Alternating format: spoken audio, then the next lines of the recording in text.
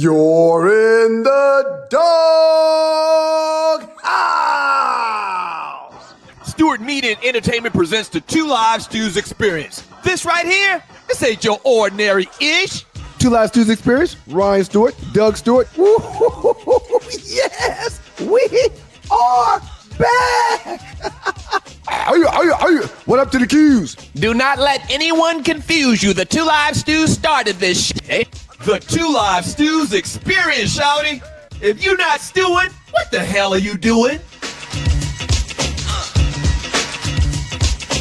You could tell Donald Trump anything tonight, what would you tell him?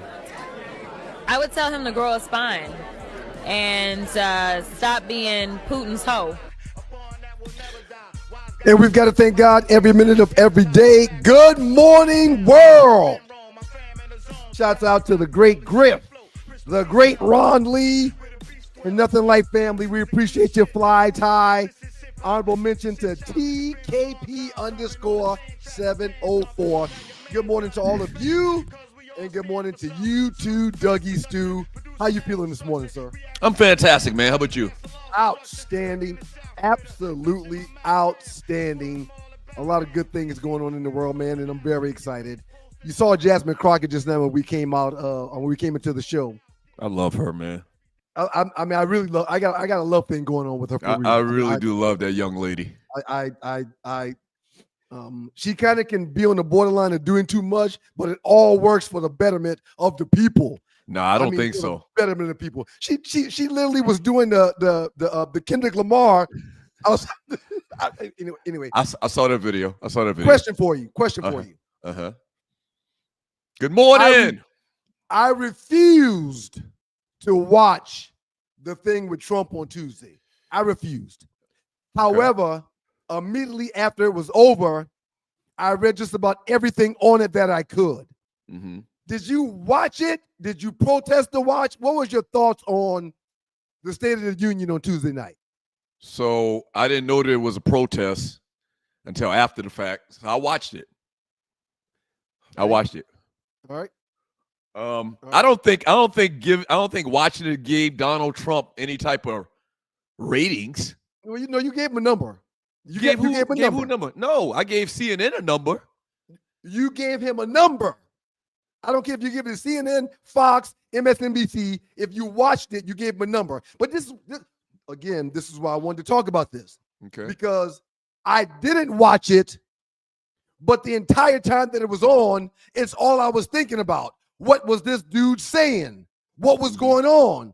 So I'm wondering if I kind of cut off my own nose to spite my own face when it comes to protesting and guess what? The reason you protest is your reason for protesting.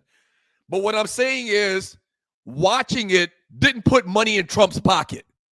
Well, no, it didn't put money in his pocket, but it gave him a number. Big on numbers. What numbers?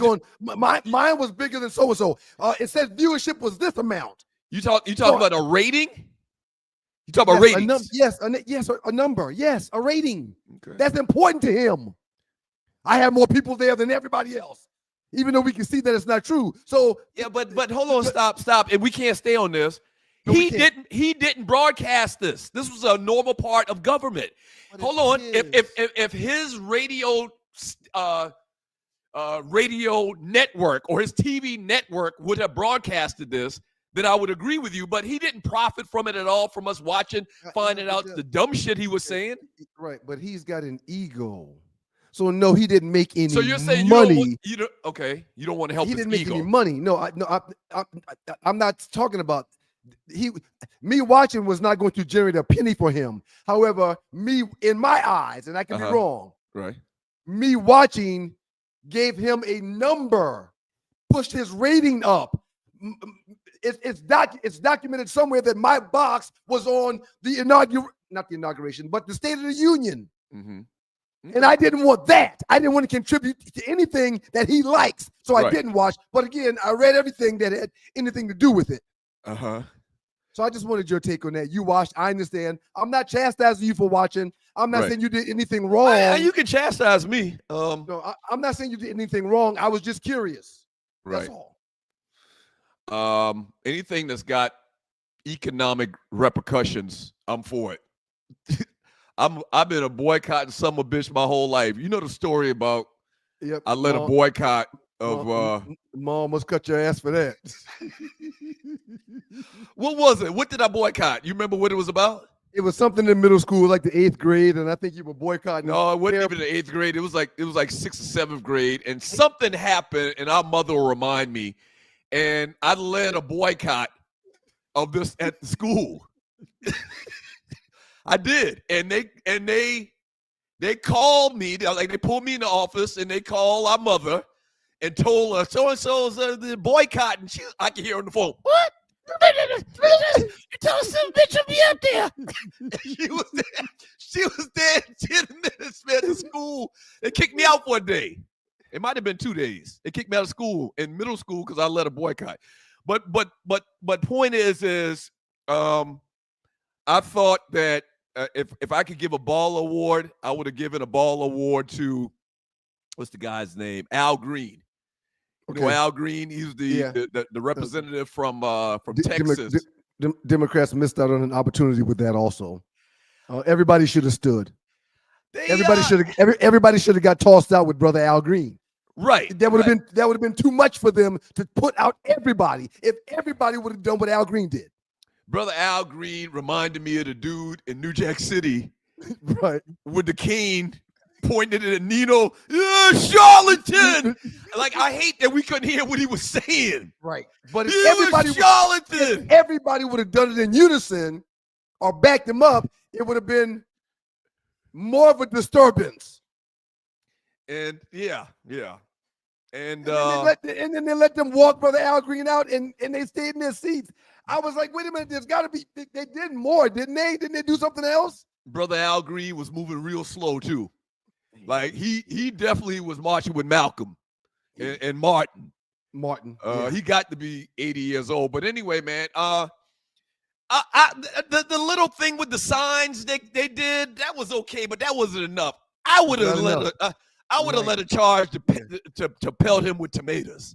They needed Molotov cocktails, sir. They needed more. Not Molotov cocktails. You talking about killing people? They needed more.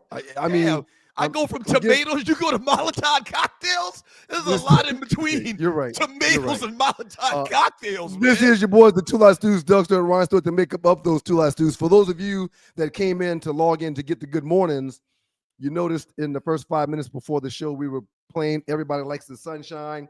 Rest in peace to the great Roy Ayers.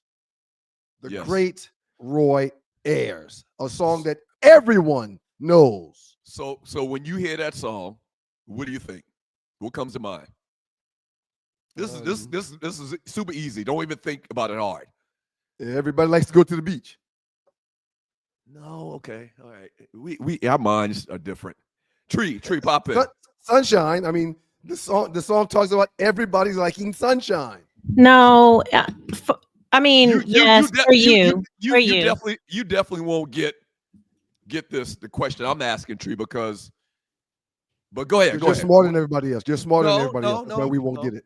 You'll be mad at yourself when I tell you. Go ahead, Tree. It reminds me of like Saturday morning and cereal and going outside and riding my bike in sandals and halter tops. And that's why your feet so rough. You rode your bike in sandals. Okay, I understand. Have you seen my feet? Mm-hmm. Okay. That's what it reminds me of. I agree. For our age demographic, it's like Saturday morning cleaning up the house. Yeah, I do. But that's not what I was talking about. Okay. What I was talking about is that song reminds me of Snowfall, the TV series. Oh, good call. Good call. They prominently played that song throughout the entire series. Yes. Good call. With Franklin Saint and Sissy and Teach a man how to squabble. Right. Teach a man how to squabble. So yeah, man. It's crazy how music can. I don't know for you, but music takes me back to a place where I was at that time. How old was he? What's the dates again, Tree? What was the dates for Brother Ayers passing? How old was he? 22, 25, 1940. He was Is it 85? 86 or 85? 85, 86, somewhere around there. He Okay. was, Wow. Rest in peace, man. Well, we've already done the math, Doug. It's okay. You can stop now. No, but y'all are wrong. It's 84. He's 84 when he passed away. Well, again, but those dates signify the same thing. It's okay. It's okay. Rest in peace, brother Roy Ayers, man. Rest in peace. And you're right. Snowfall, one of my favorite series. Great series. Oh, definitely. Speaking of which, they word is floating around that Franklin Saint, something Idris, his first name. He's from the UK too. He's from London as well. You know that, right? Yes, you know I do. Okay.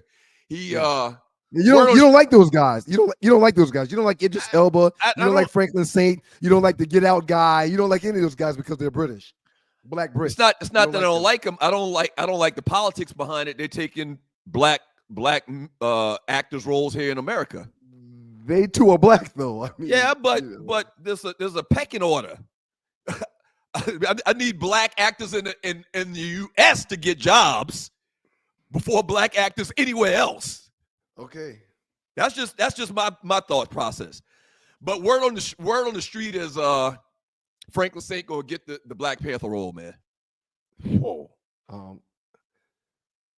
That's word on the street. Like there's some new imaging that Marvel put out, and the character that they got in this picture looks like. Hey man, Franklin I Saint. know you don't like black Brits, man, but I think you would play a great. Yeah, and then listen.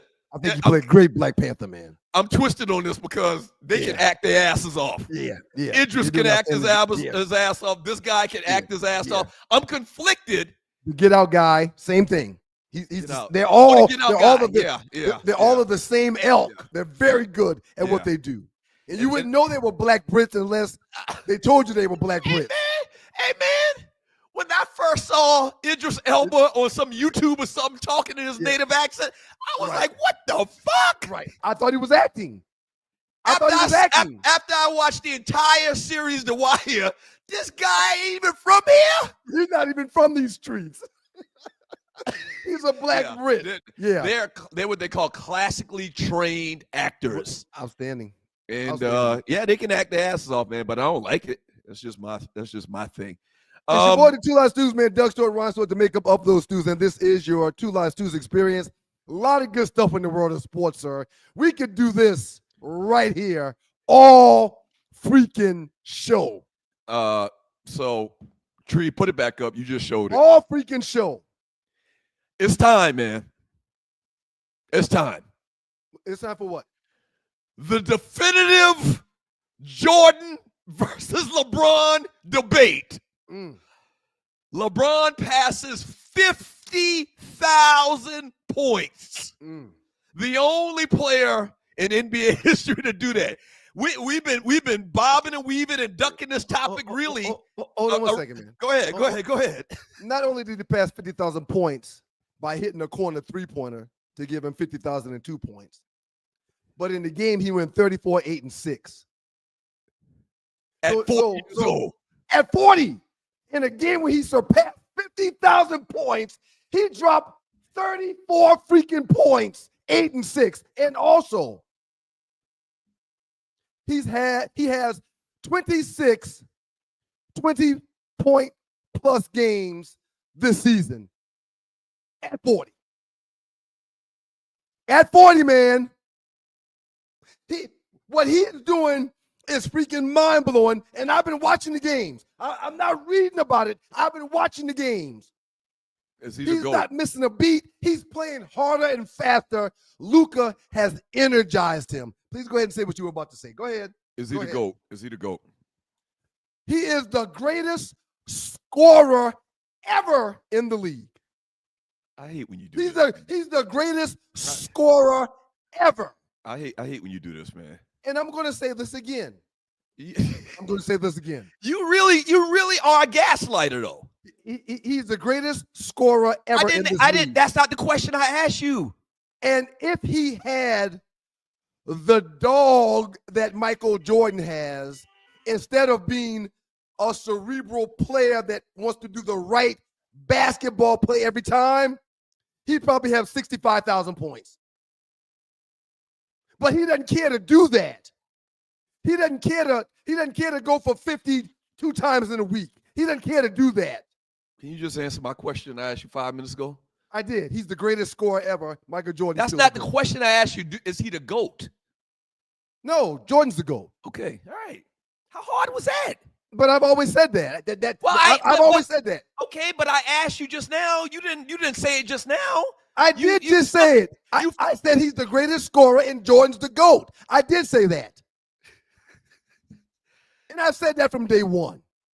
After he passed Kareem Abdul-Jabbar, I said that from day one. He's the best scorer ever, but Jordan's still the GOAT. The reason why I don't think that anyone still that's seen both of them play, young people are going to say LeBron because they didn't see Jordan play. Anyone that's seen both of them play, I think they still are going to put Jordan ahead for a couple of reasons. That's really going to just haunt LeBron. One, LeBron didn't play high school or college basketball, so his numbers are inflated to a degree. You know, Jordan got 2 years where he most likely would have had 2 more rings. So a lot of people look at it as Jordan really got like 8 rings. No, because of the whole baseball thing. He got 6. Nobody told Jordan to go play baseball. He got 6. He don't have 8. I understand, but I think most basketball fans says, yeah, he would have had 2 more rings. But it don't work like that in sports. Okay, you got to do it. You can't give somebody something that they hadn't done in sports. It's all documented.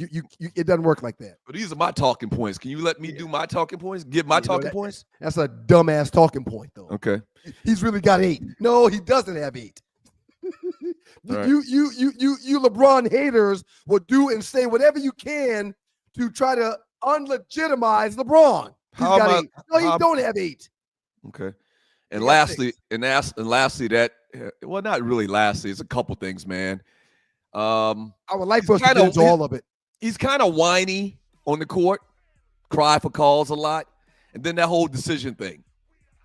I think in the minds of people that watch both of them, there's nothing really he can do because they're going to say, well, he's got better stats. He got better stats because he's 40, never really had an injury. Jordan even missed an entire year with that foot injury, I think, ankle. Also, so that's LeBron's fault. The fact I think when you put in all of the variables, the output, the fact that he didn't play output, the fact that he didn't play 36 holes of golf prior to game night and he wasn't smoking cigars and drinking is LeBron's fault.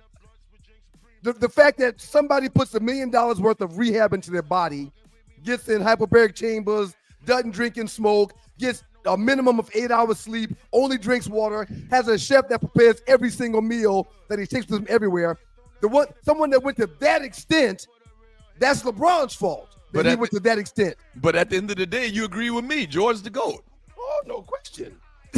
So what was that just now? That whole explanation of his rehab and his you keep attempting to make comments that will disparage LeBron. That's not true. LeBron is the ultimate pro. It's not LeBron's fault that Jordan wasn't focused on basketball. I agree with you. It's not LeBron's fault that Jordan stepped away for a year. It's not LeBron's fault that Jordan wanted to play baseball. Why are you That's all Michael Jordan. Why are you arguing for LeBron as if you just didn't say 3 minutes ago Jordan's the GOAT? Oh, there's no question. He's the GOAT. There's no question. But again, do not try to deter from the greatness of the king. Hey, let's go to break, man. Go ahead. Let's run the break. Up next in the doghouse with the Two Live Stews. My brother's a gaslighter. I never knew my brother was a gaslighter. This Dallas Maverick situation, man, we got to talk about it. And there's a wannabe free agent in the NFL that everybody probably wants. We'll talk about that too. Y'all keep it locked to your boys, the Two Live Stews, Doug Stewart, Ryan Stewart, and your Two Live Stews experience. He's the king. LeBron's the king. Imagine feeling invigorated and focused, not by artificial substances, but by natural pre-workout supplements. This isn't just a thought, but a reality many athletes and fitness enthusiasts are embracing. They hold the key to elevated performance without the commonly associated side effects of synthetic products. However, overlooking the potential of these supplements means missing out on that all-natural energy boost and focus. It means accepting unnecessary crashes post-workout, It's a pain point that no fitness enthusiast should grapple with, especially when there's a healthier alternative. At Lion Roar Herbs, we produce a vegan all-natural pre-workout that is proven to increase performance and boost every workout. Visit us at lionroarherbs.com to learn more and look for natural performance energy. That's NPE. We are sure you will feel the difference. Your friend Bubba suggested that I come by and have a look at you. Well, come on in, Doc. This is my son, Lamont. Hello, how are you? Good morning, young man. Dr. Caldwell. Say, what's going on, Pop? Well, Bubba said you got to have a doctor to prove that you got whiplash. You just can't tell him you got to have a doctor.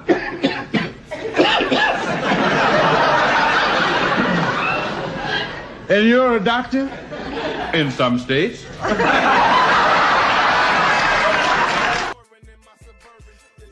You LeBron haters, man. You LeBron haters go too far, man. KD ain't no LeBron. Y'all are better than this, man. Why did y'all have LeBron on Fred Sanford's body, man? Oh, that is hilarious. I just think y'all are better than this, man. You gotta be careful with this AI, man. This interweb stuff. It's amazing, man. Hey, shots out. Welcome back to the show, Doug Stewart, Ron Stewart, Two Live Stews. Shots out to our high schools women's basketball team, the Berkeley Stags, ladies, women, girls. They dominated North Myrtle Beach yesterday in the semifinals, the state semifinals.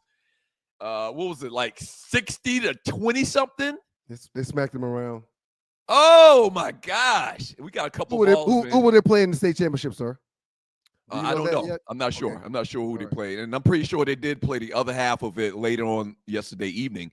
But I actually watched the game. I found the streaming service, man. I think they broadcast all high school games in the world. Yeah. And paid $12 and got to watch it. The boys were actually in the semifinals as well for our high school, but they came up a little short. If you would have told me you were going to pay that $12 to watch it, man, I would have drove to Atlanta to come watch it with you. You didn't? Why didn't you just pay the $12 for the subscription? You could cancel a subscription like the next day. It was $12, man. I would have rather drive to Atlanta to watch it with you if you were going to pay. I wasn't going to pay $12 for it. It's the principle. It's the principle. Yeah, I get it. If you would have said $2.99, $3.99, but I got 3 kids over here, man. All right, I get it. I'm looking for cows. I'm looking for a cow to buy a cow. Speaking of the kids, real quick. I probably have 10 subscriptions. Oh yeah, that's a problem because Half you're of gonna them forget. Right. You're gonna forget to. Anyway. Real quick before we get into what I teased a little earlier, we get into the car after soccer practice yesterday. Mm-hmm. I'm driving Morgan home, and I can tell there's something on her mind. About 30 seconds into the car ride, she goes, "Hey, Dad." I said, "Yeah, baby, what's up?" She said, "Can you turn that radio down?" I turned the radio down, and she said, and I'm going word for word. This is verbatim what she said. "Hey, man, at practice, you were cheering for the other girls today, and I don't think you should do that." I said, "Well, Morgan, what are you talking about?" She said, "Dad, we're out there competing against each other. I'm on a team, and the other girls are on a team. And when the other girl scored a goal, I heard you say, 'Good job, so-and-so.' I don't want you to do that anymore." She competitive. I said, "But Morgan, that's your teammate." "Yes, they are my team. But at that point in time, Wait. No, I missed that. I missed that. I thought she was saying you were cheering for the opposition, the opposing team. Well, it was a inter squad scrimmage, sir. Oh.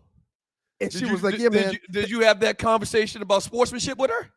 Well, I mentioned that it was her team. It's still your team you're competing with out there, right? So that's why I was being supportive for everybody. She doesn't understand how this works. No. If we're competing against each other, you shouldn't be cheering for anybody else but me. Yeah, that's your daughter. Morgan, you're right.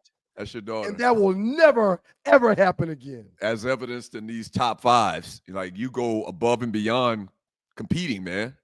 You say top 5? Then shut up. If you're talking top 5, shut your mouth. I'll do the top 5 talk. Is it time for top 5?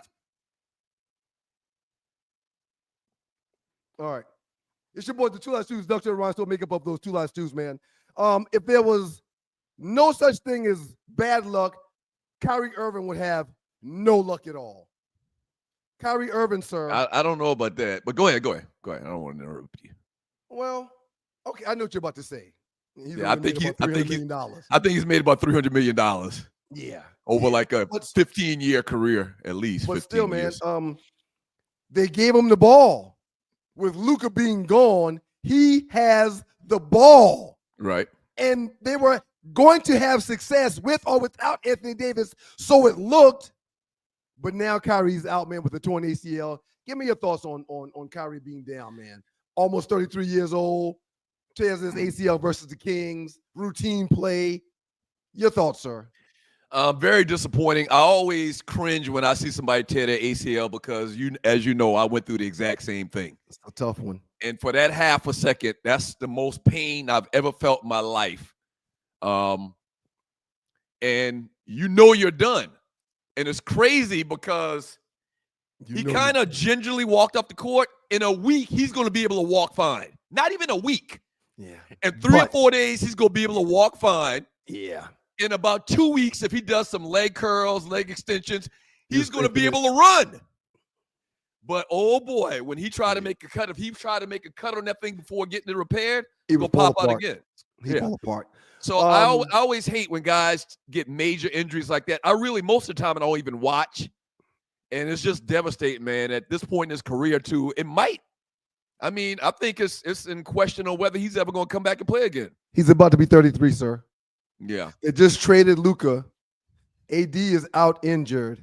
And the ticket prices for the Mavs are being raised this upcoming season. He'll probably come back. Let me back up. He'll probably come back and play again. 33.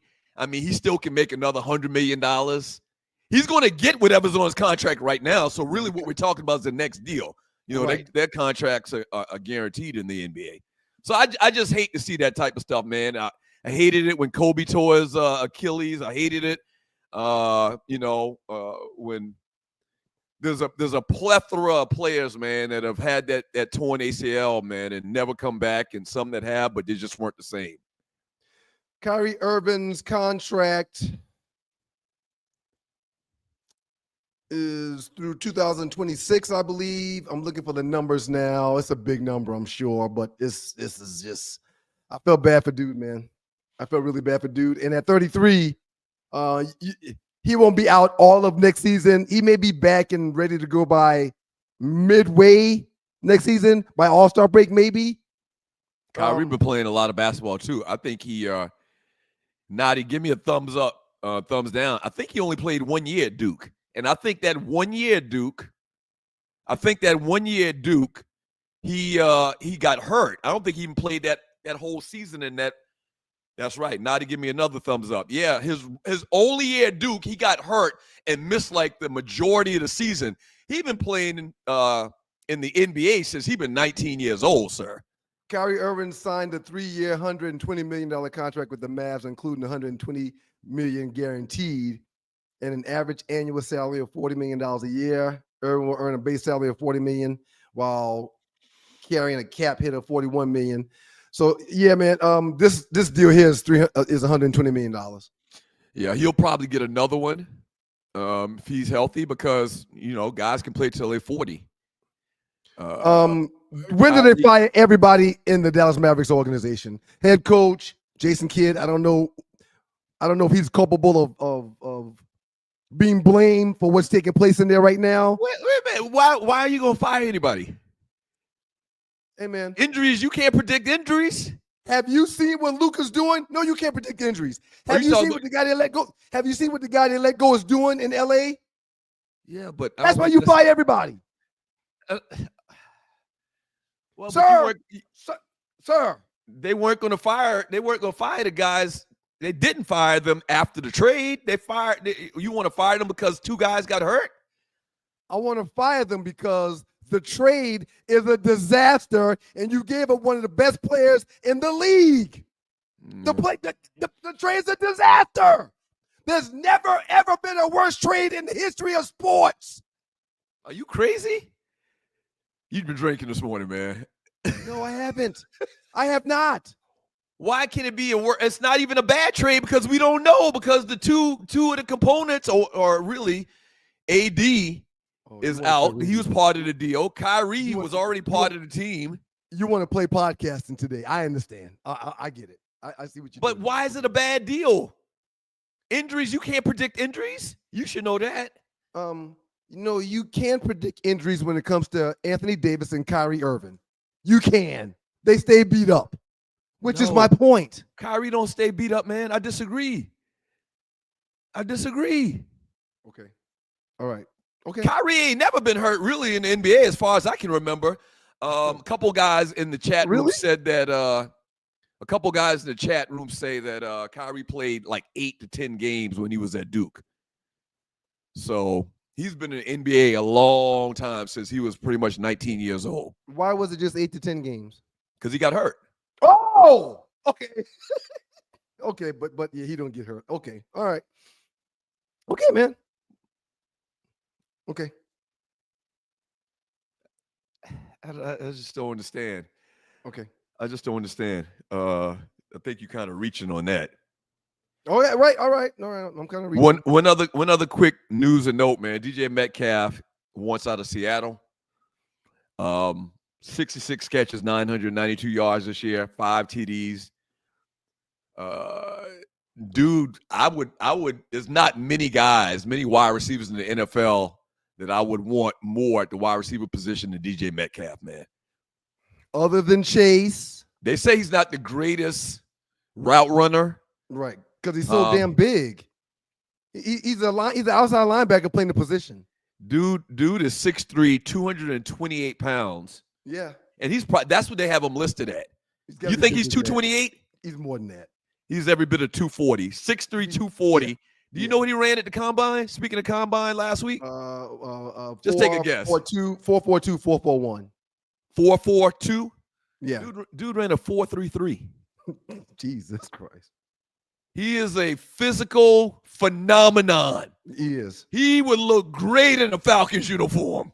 He would. Huh? Give Penix a real target. Move London back to the second spot. What's the other guy name? I can't remember the other guy's name, the little small guy. But I love his game. He could be the greatest number 3 receiver in the league. So I'm hoping he'll go to Oakland. I hope he missed Pete Carroll and loves Pete Carroll to the point where he wants to go to Oakland. The only reason why he probably won't want to go to Oakland is because we don't have a quarterback right now. So that wouldn't be good for him to go to Oakland, even if he is comfortable with Pete Carroll. Mm-hmm. I love that guy's game, man. I love him as a player, really intense. Also, I was reading one other thing about him, though. He's got more, for wide receivers, he's got more penalties, like over the last 5 years or something like that, than any other wide receiver in the NFL combined. Because dude is always emotional. He's always getting into little tiffs and fights after the play is over, and jawing with people. He's just real passionate, man. He's a real football player. You're talking about Darnell Mooney, Darnell Mooney. Right. Mooney's the other receiver. Right. I would love for Mooney to move back to 3, and it's just pie in the sky because it's 31 other teams. But so you don't like DK's passion? You said no. I do love it. Okay, I absolutely love it, and I mean, and this once again is pie in the sky because it's 31 other teams. But I mean, to give Michael Penix a target like that at the beginning of his career. Because that's the one thing that we always talked about with Vic. Vic really didn't have any targets. He didn't really have any players around him. He had Peerless Price. He had Algie. Algie was his best receiver, cumulatively. Didn't he have Roddy for a little while? He had Roddy at the end of his career. He had Roddy when Roddy started getting. Remember, at the beginning of Roddy White's career, Roddy was kind of a slow start. And then he started to get better and better and better. Roddy didn't really get what I would say. He didn't become Roddy White until Vic was gone. And a lot of people say maybe Matt Ryan had something to do with that. I don't know. But, yeah, I mean, Vic, the thing that people will say in Vic's defense is he never had really longevity with a great wide receiver, a real number 1 receiver, as in Matt Ryan had Julio. Matt had Julio his entire career pretty much. Right. Who's going to be a first ballot Hall of Famer. So I would love the Falcons to to go and get DJ Metcalf, man. While we're on DK Metcalf, why would the Seattle Seahawks even entertain such conversation? Why wouldn't they just throw a tag on him like, nah, you're going to be here, period? And that might happen. He's got a big number, though. He's got a big number, man, because – But, I mean, he's still a young receiver. He should have a big number. He's one of the best in the game. Why wouldn't he have a big number? But why would they be willing to let him go someplace else? Yeah. This would just be his second deal. Yeah, Geno Smith would hate that. What? Geno would hate that. And they matter of fact, Tyler Lockett. With Rocket, right? Lockett going now. Yeah. So Lockett, they released him. Yeah, that would definitely hurt Geno and the production for the offense. But real good player. I would love, for the reason I even brought that up, man, because I would love for the Falcons to go after him. I want to give you some of these notes while we're talking about players and deals. You stole Allegedly, that from Brock Purdy. You stole that from Didn't First Take do that? No. I think they do, man. We don't steal stuff from other places, man. We let people steal stuff from us. Yeah, no, I've never heard anybody doing that. Okay. But go ahead. Brock Purdy was offered $45 million a year from the 49ers. I want your thoughts on that 45. Too much. Well, the top quarterbacks are getting 50 plus, 50, 52, 55. I don't Dak had 60. I don't think he's worth that money. I don't think he's that great of a quarterback. Okay. I think he's the ultimate game manager. I'm just using my eyes. I'm not looking at no stats or whatever. He don't have Debo anymore. I mean, I don't think Brock Purdy's. Was he last pick in the draft? Yes, Mr. Irrelevant. I think there's a reason why he was the last pick in the draft. So what would you pay him? I don't know. Minimum, I'd let him walk. You can't just let him walk. I think I would. He played in the Super Bowl for you. You can't let him walk. You asked me what I would do. I don't think Brock Purdy's that good. I don't think he's that good of a quarterback. When he walks, what do you do at that position? Try to bring Trey Lance back? Just like we found him. Diamond in the rough, we can find somebody else. The backup probably just as good or better. I guess what I'm saying is I think that the system out there, why not 243? Stop hating, Doug. These notes joke was hilarious for Ryan. Thank you. It was. I thought it was hilarious too. I don't think that. I think it's very funny. I'm pretty funny. I don't think that he's that the backup is probably that much less than what he is. And that's just me. But see, you know how this thing works, Doug, and teams just don't get to the postseason in Super Bowls with players that are less than. So yeah, he's not the fastest, he's not the biggest arm, he's not the tallest. He's a great thinker out there, makes great decisions, and he's shown the propensity not to be too good when his stars aren't there. But he played in the Super Bowl. He's at least worth $45 million if everybody's getting $55 to $60 million. Man, I wouldn't give Brock Purdy $45 million if his life depended on it. If they had him on a video with a gun to his head, send us $45 million or we kill. Why am I doing my Iraqian voice? Just say somebody abducted him. Take that back. If somebody abducted him, had a gun to his head, says send us $45 million or we're going to kill Brock Purdy. I'm like, kill that son of a bitch. Is it time for the top five next? Is it time for the top five?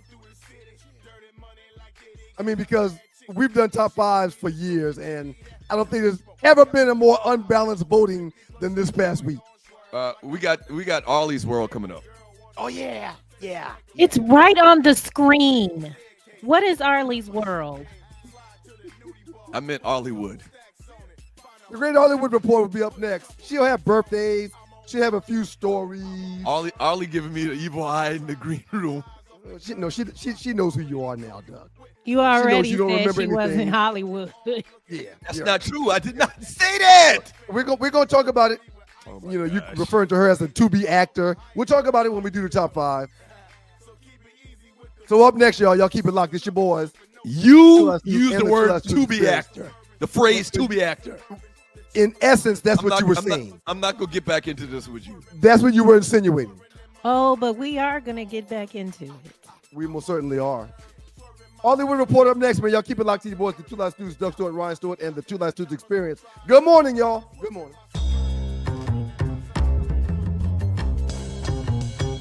When you know what to do with what you got, you can do more with it.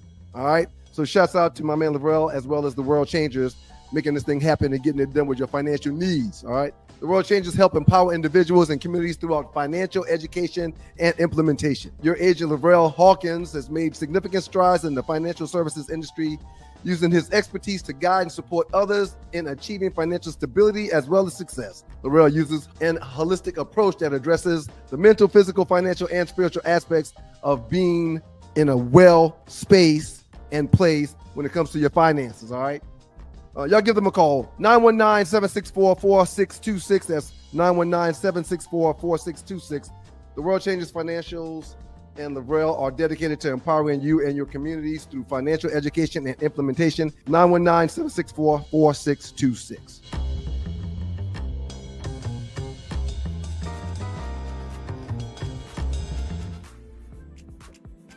Welcome back to your boys, the Two Live Stews. Doug Stewart and Ryan Stewart, the makeup of those stews. Hey, Arlie. Arlie is back with her Jeffrey.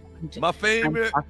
I'm talking to Ryan today, just Ryan. Hey, Ryan. Right. Because Doug just be Arlie. Good morning, Arlie. Good morning. Good morning, Arlie. Good morning to the great Two Live Stews. How are you today? To the I great understand how you feel, men. Arlie. I understand how you feel. Arlie, let's have a brief conversation, okay? It's got to be tough for him to try to save face now after how he all over you last week. He could be calling me somebody else. I ought to be glad it's Arlie and not Charlie or Marley or That's true. That's true. Cinnamon. I don't know. Midget girl. I don't know. Anything. Hey, Doug. Arlie, let's have a quick conversation. Okay, let's have a quick one. Arlie, you did great. Thank you for blessing me, Arlie. Great. Shouts out to Prince, to the symbol. The most votes I've ever received was because of Arlie. They voted for her. Had nothing to I do got with me. something to say about that too, Ryan. There's some people on my list. Okay. There's some people that I screenshot Arlie, the whole you 65 people. You know I got much love for you. Please tell me you aren't falling for Ryan's Trumpian ways. Oh. I got you. You should sing it, Doug. I got nothing but love for you, Arlie. I don't know the song, but I do have nothing I got nothing but love love for you from the Temptation in that movie. I got nothing. I don't remember it. You, but baby. Arlie, I just want you to understand. Well, I just want you to I realize. I screenshotted the vote. I saw you vote for yourself, which means you did not vote for Arlie. I screenshotted it and sent it to her. Hey, go ahead, man. It's okay, Doug. It's okay.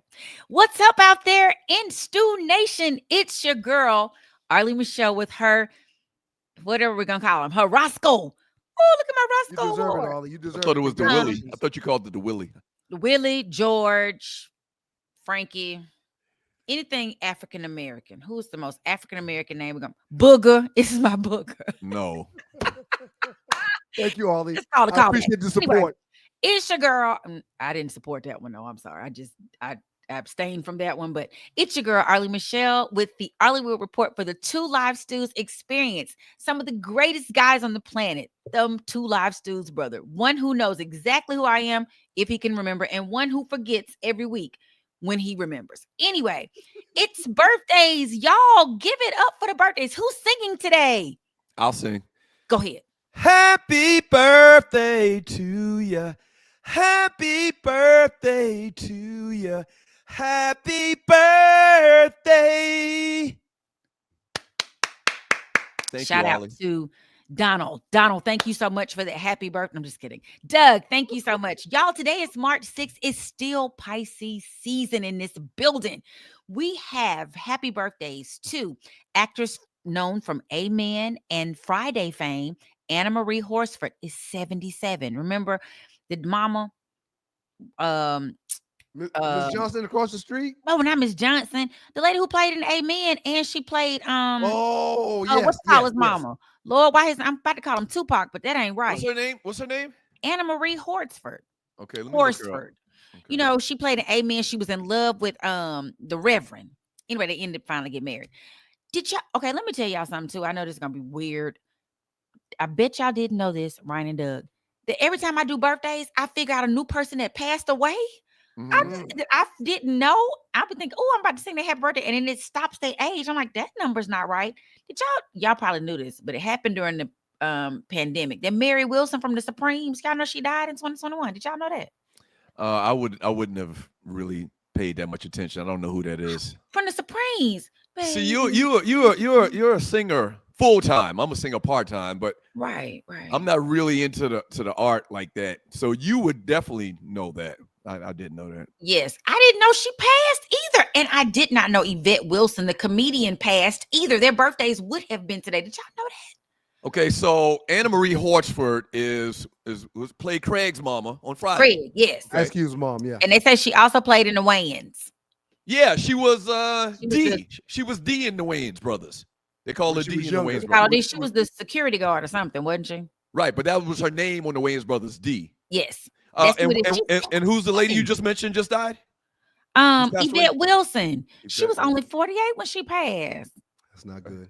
She was the one, she had a cancer, Lord. She was on like Moesha, and then the spinoff with the Mrs. Parker, the Parker. Oh yeah. She played I can't think of her character name either, but yeah, she passed. I had no idea. And they said they didn't even do no services for her, which is why we didn't know it, because she died and they cremated her and they went on about their business. She just passed. She died in 2012. I know, and did we know that? It's almost 15 years ago, Ollie. Right. But did you know it, Ryan? I did not.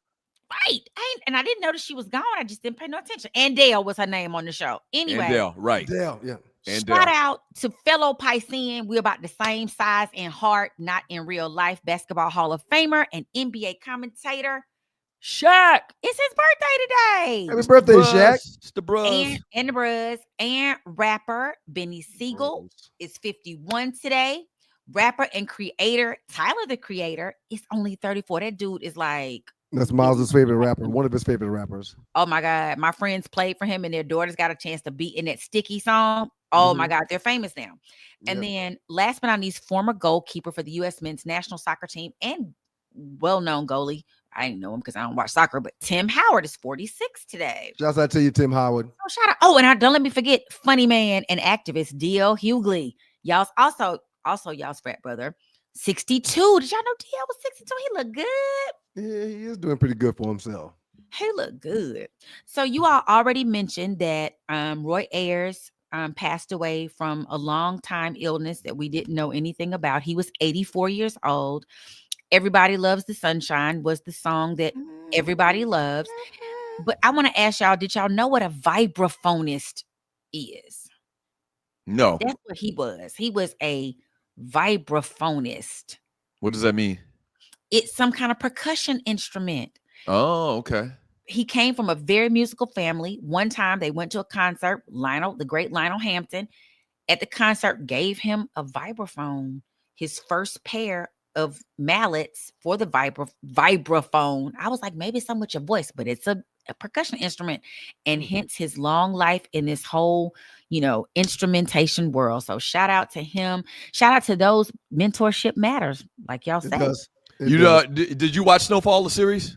I got up to season 3. It started getting too much. I was like, oh wow, yeah. Old boy started. Franklin was getting it. I thought they were gonna kill. I got worried. I know you don't kill the lead, but they was doing some things. No, the great shows tend to kill the lead like every other week, like The Wire did. I couldn't. That's why people like The Wire, because it was more real life. So I was fearful. I was like, the little baby, they gonna get him. I got a friend that tried. The show's been. How long ago did it end? Maybe 5-10 years ago? Maybe 10. Maybe 10 years ago. Yeah. But anyway, the scene. There's one particular scene. So this is a spoiler. The scene where the dude raped the other dude. Oh, that took me down. That was probably when you stopped watching it, right? No. I went on into some more series the series, because that was like season 2, I think. Maybe like 2. Yeah. That was tough. It was brutal. Yeah. That was brutal. That dude was. Now they didn't show it. But you knew what was happening. You knew what was going on by the sounds. And when he came back, and then he started. That was a lot. Yeah, it was a lot going on. It was a lot. Yeah. First up, I want to tell y'all that the great Prince, who y'all know I love him. I got another purple shirt on. I want my Prince tennis shoes. Aren't these fabs? My friends gave these to me. I like those a lot. That's dope. I like those a lot. I wore these yesterday to see. Yesterday one night only. I kept telling people I was going to the Prince concert. They were like, Arlie, are you all right?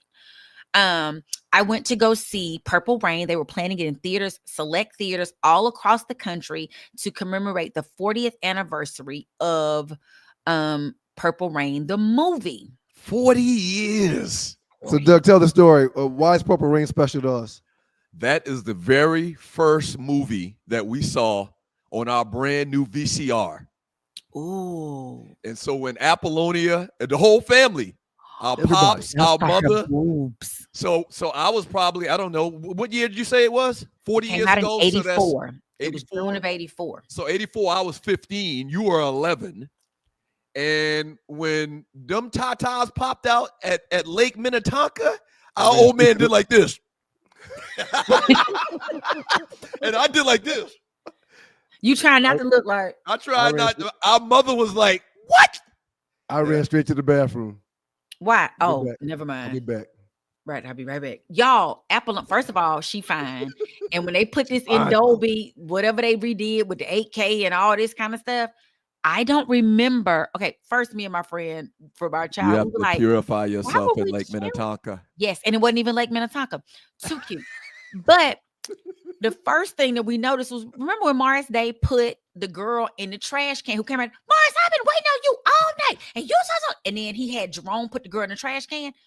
We were like, oh, this is terrible. And we probably laughed at this. Wait a minute, this is horrible. Absolutely. Some of that stuff, he called somebody a FAGGOT on it. Like, it was stuff that would not pass for today. Absolutely not. At all. Oh, one of the most classic lines of movie history. Prince old man just offed himself, and Morris Day walked by his room, his dressing room, walked by, turned back around. How's the family? How's the family? It was cool. Yeah, that was so unnecessary. Yeah. Coming out there, let's get crazy. Or when he said, I need to see some asses wiggling. Like, boom, 6 shooter. I mean, they were literally walking around outside in Cole A, Minnesota, in teddies and a little cape. That's it. Wow. You ever been to what's the name of the studio? Paisley Park. You ever been to Paisley Park? Yes, but I haven't done the tour. I just went by there and took a few pictures and then ran to the airport. So I did the tour. Mm-hmm. The company I work for, it's probably been 6 years now. We had a big conference in Minneapolis. Mm-hmm. And they took all of us on the tour. I got about 50 pictures in Paisley Park. They drove by his house he grew up in. They drove by the place that he lived at when he first moved out and was on his own. Yeah, it was great. It was great. I'll tell my Paisley Park stories some other time because we don't want to step all over all these reports. But yeah, I've been. We talk about Prince. We do this all day. Later. Yeah, that's true. But go ahead. I love him. I did not realize, I don't know how I don't realize this, maybe I just wasn't paying attention, that the movie won an Academy Award and a Grammy, a Best Original Song Score at the 25th Grammy Awards. And Prince got up and he thanked, the people, and then he thanked God. I love him. He brought This Is Wendy. This is Lisa. I love him. And then the Grammys, it won Best Rock Performance by a Duo or Group with Vocal, Best Album of Original Score Written for a Motion Picture or a Television Special, Best Soundtrack for Visual Media. Like, it was groundbreaking at the time, and we didn't even realize we were watching all this greatness happening right there. So it was just a great thing. I mean, would you classify Purple Rain as a musical? I wouldn't have, but apparently it is when you think about it. Like, it's because you think about, like, it was music. It wasn't like they playing music in the background and stuff was going on. They were performing. And it was matching what was happening. Like, when he came in and he was like, I knew a girl named Nikki. Nikki, I guess you could say she was a sex fiend. And then old girl started crying because she met her in a hotel lobby, masturbating in a magazine. Masturbating with. Okay, anyway. So this is what I gotta ask everybody in the chat and to you guys. And you cannot say Purple Rain, and you can't say Kiss, and you can't say When Doves Cry. What is your favorite Prince song? Raspberry Beret. Okay. That's a good one. I said it earlier. Songs take me back to a certain time. Mm-hmm. Oh, where did it take you? I had to go to summer school to retake math in the 10th grade. So this must have been 85. Look it up. This had to have been like 85. That Raspberry Beret was out. Every day I went to class, I drove to class. I actually had to go to Goose Creek because they didn't have the class in Moco. So I went to the rival high school, which is the next town over, and I drove every single day, and that was the hottest song. They played that song so much on the radio that it's just I remember that time by Raspberry Beret. What songs can't I say, Arlie? You cannot say the stuff they put on the radio. Kiss, When Doves Cry, and Purple Rain. Because that means you didn't dig in the crates. You Got the Look. You Got the Look is a good one. You've got the look. Little Red Corvette is a good one. It's shown up to be. And Delirious. I would say those three. I get you went back on Delirious. My favorite is Erotic City and Private Joy. And so you digging real deep. Oh my God. And I love this song called Valentina that people don't ever think he was in love with Salma Hayek. They were really good friends. And he wrote a song about her daughter. Love that song. Hey, I got a line, brother. And I know this is going to sound strange. It's about to. If you start. You know Nielsen, right? I do know Nielsen. I like that, bro. Nielsen is the biggest Prince fan in the world. Ooh, T-Nice, that's a good one. If I was your girlfriend, that's a good one. To the degree that his line name is, wait for it. What is it? Housequake. Spelled Q. This man knows every trivia question about Prince. I mean, he know every song. He's a musical guy too. He plays a bunch of instruments or whatever. He could battle anybody in the world on Prince trivia. Tell him to bring it. I promise you, he'll dog you. He'll dog you. Let me hear you shout. Black Sweat. That's a good one, Real. I don't believe he gonna dog me. He might. Insatiable. Good one, Truck D. Yeah, Insatiable. Insatiable.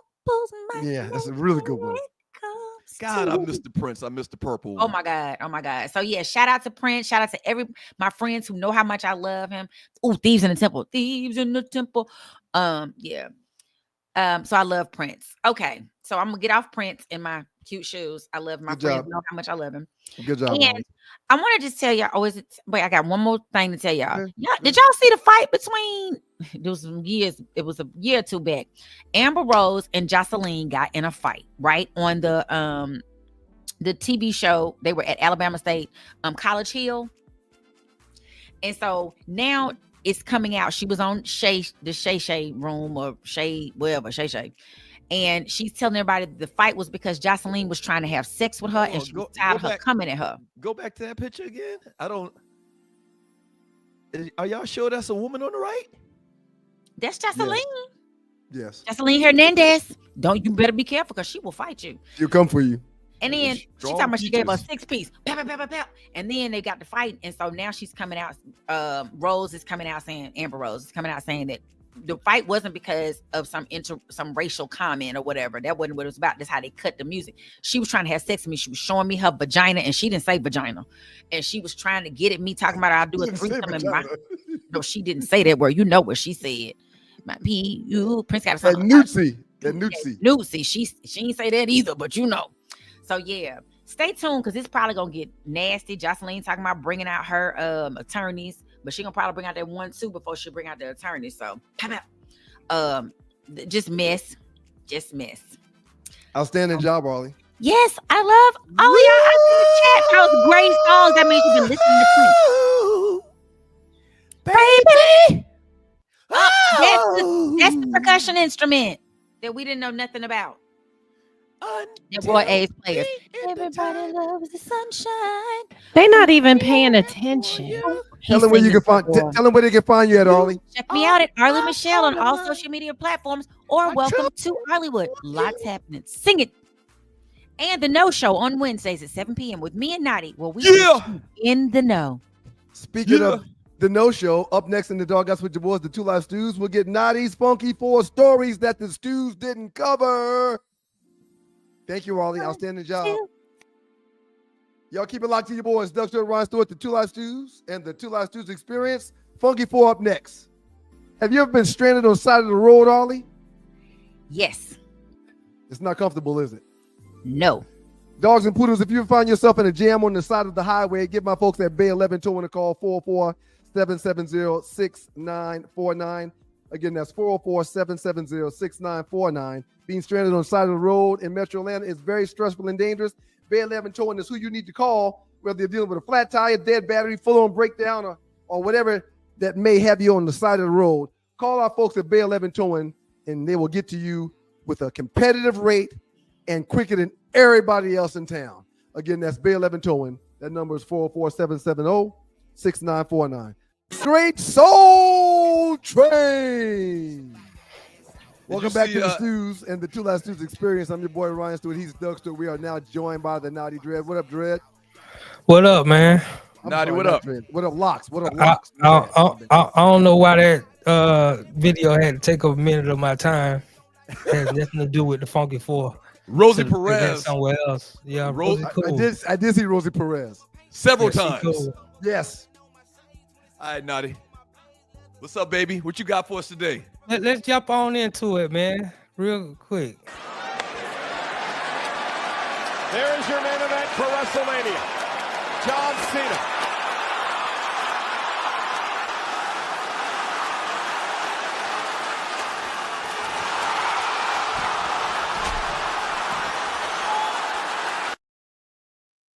What just happened there, Dread? Man, the great John Cena did what a lot of people didn't think he'd ever do, which is turn heel. So now, for those who don't know what that means, explain what that means when you turn heel. He turned to a bad guy. Right. You know, Good John guy to a Cena bad guy. has made the most. You know, he's made the most Make-A-Wishes for the Make-A-Wish Foundation. In history. I mean, all the kids love him. What they did, he broke a lot of hearts last week when he turned bad on Cody Rhodes. And my son who doesn't get excited about much, busted in the studio. Dad, y'all got to talk about John Cena. I said, Miles, what happened? He turned heel. Yeah, it was huge. I think it probably was the biggest heel turn in WWE. But I mean, Hulk Hogan. Now the biggest one in my lifetime was when Hulk Hogan turned to Hollywood Hogan and went NWO. I was probably 16 when it happened, and even at 16, I was appalled. I was like, I can't believe Hulk Hogan did this. Like all the years of eat your vitamins, say your prayers, and the build up that he had. I mean, you talking about John Cena, Hulk Hogan, and maybe Rey Mysterio are the greatest faces, which are good guys in the history. They had always been good guys. So to see one of those guys turn, anytime you see one of those guys turn bad, I mean, it's just a shocker, man. There was so many kids that were hurt and disappointed and crying. Hey, how about they must pay John Cena and The Rock a good chunk of cheese to come back and do appearances like this. They keep popping up.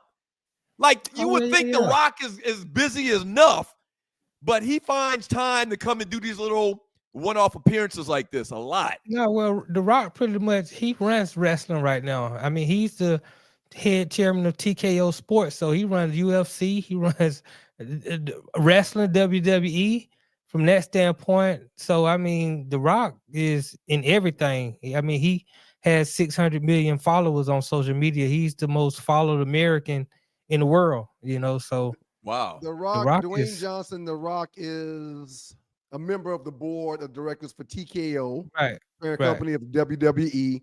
He signed a $30 million deal with TKO Holdings.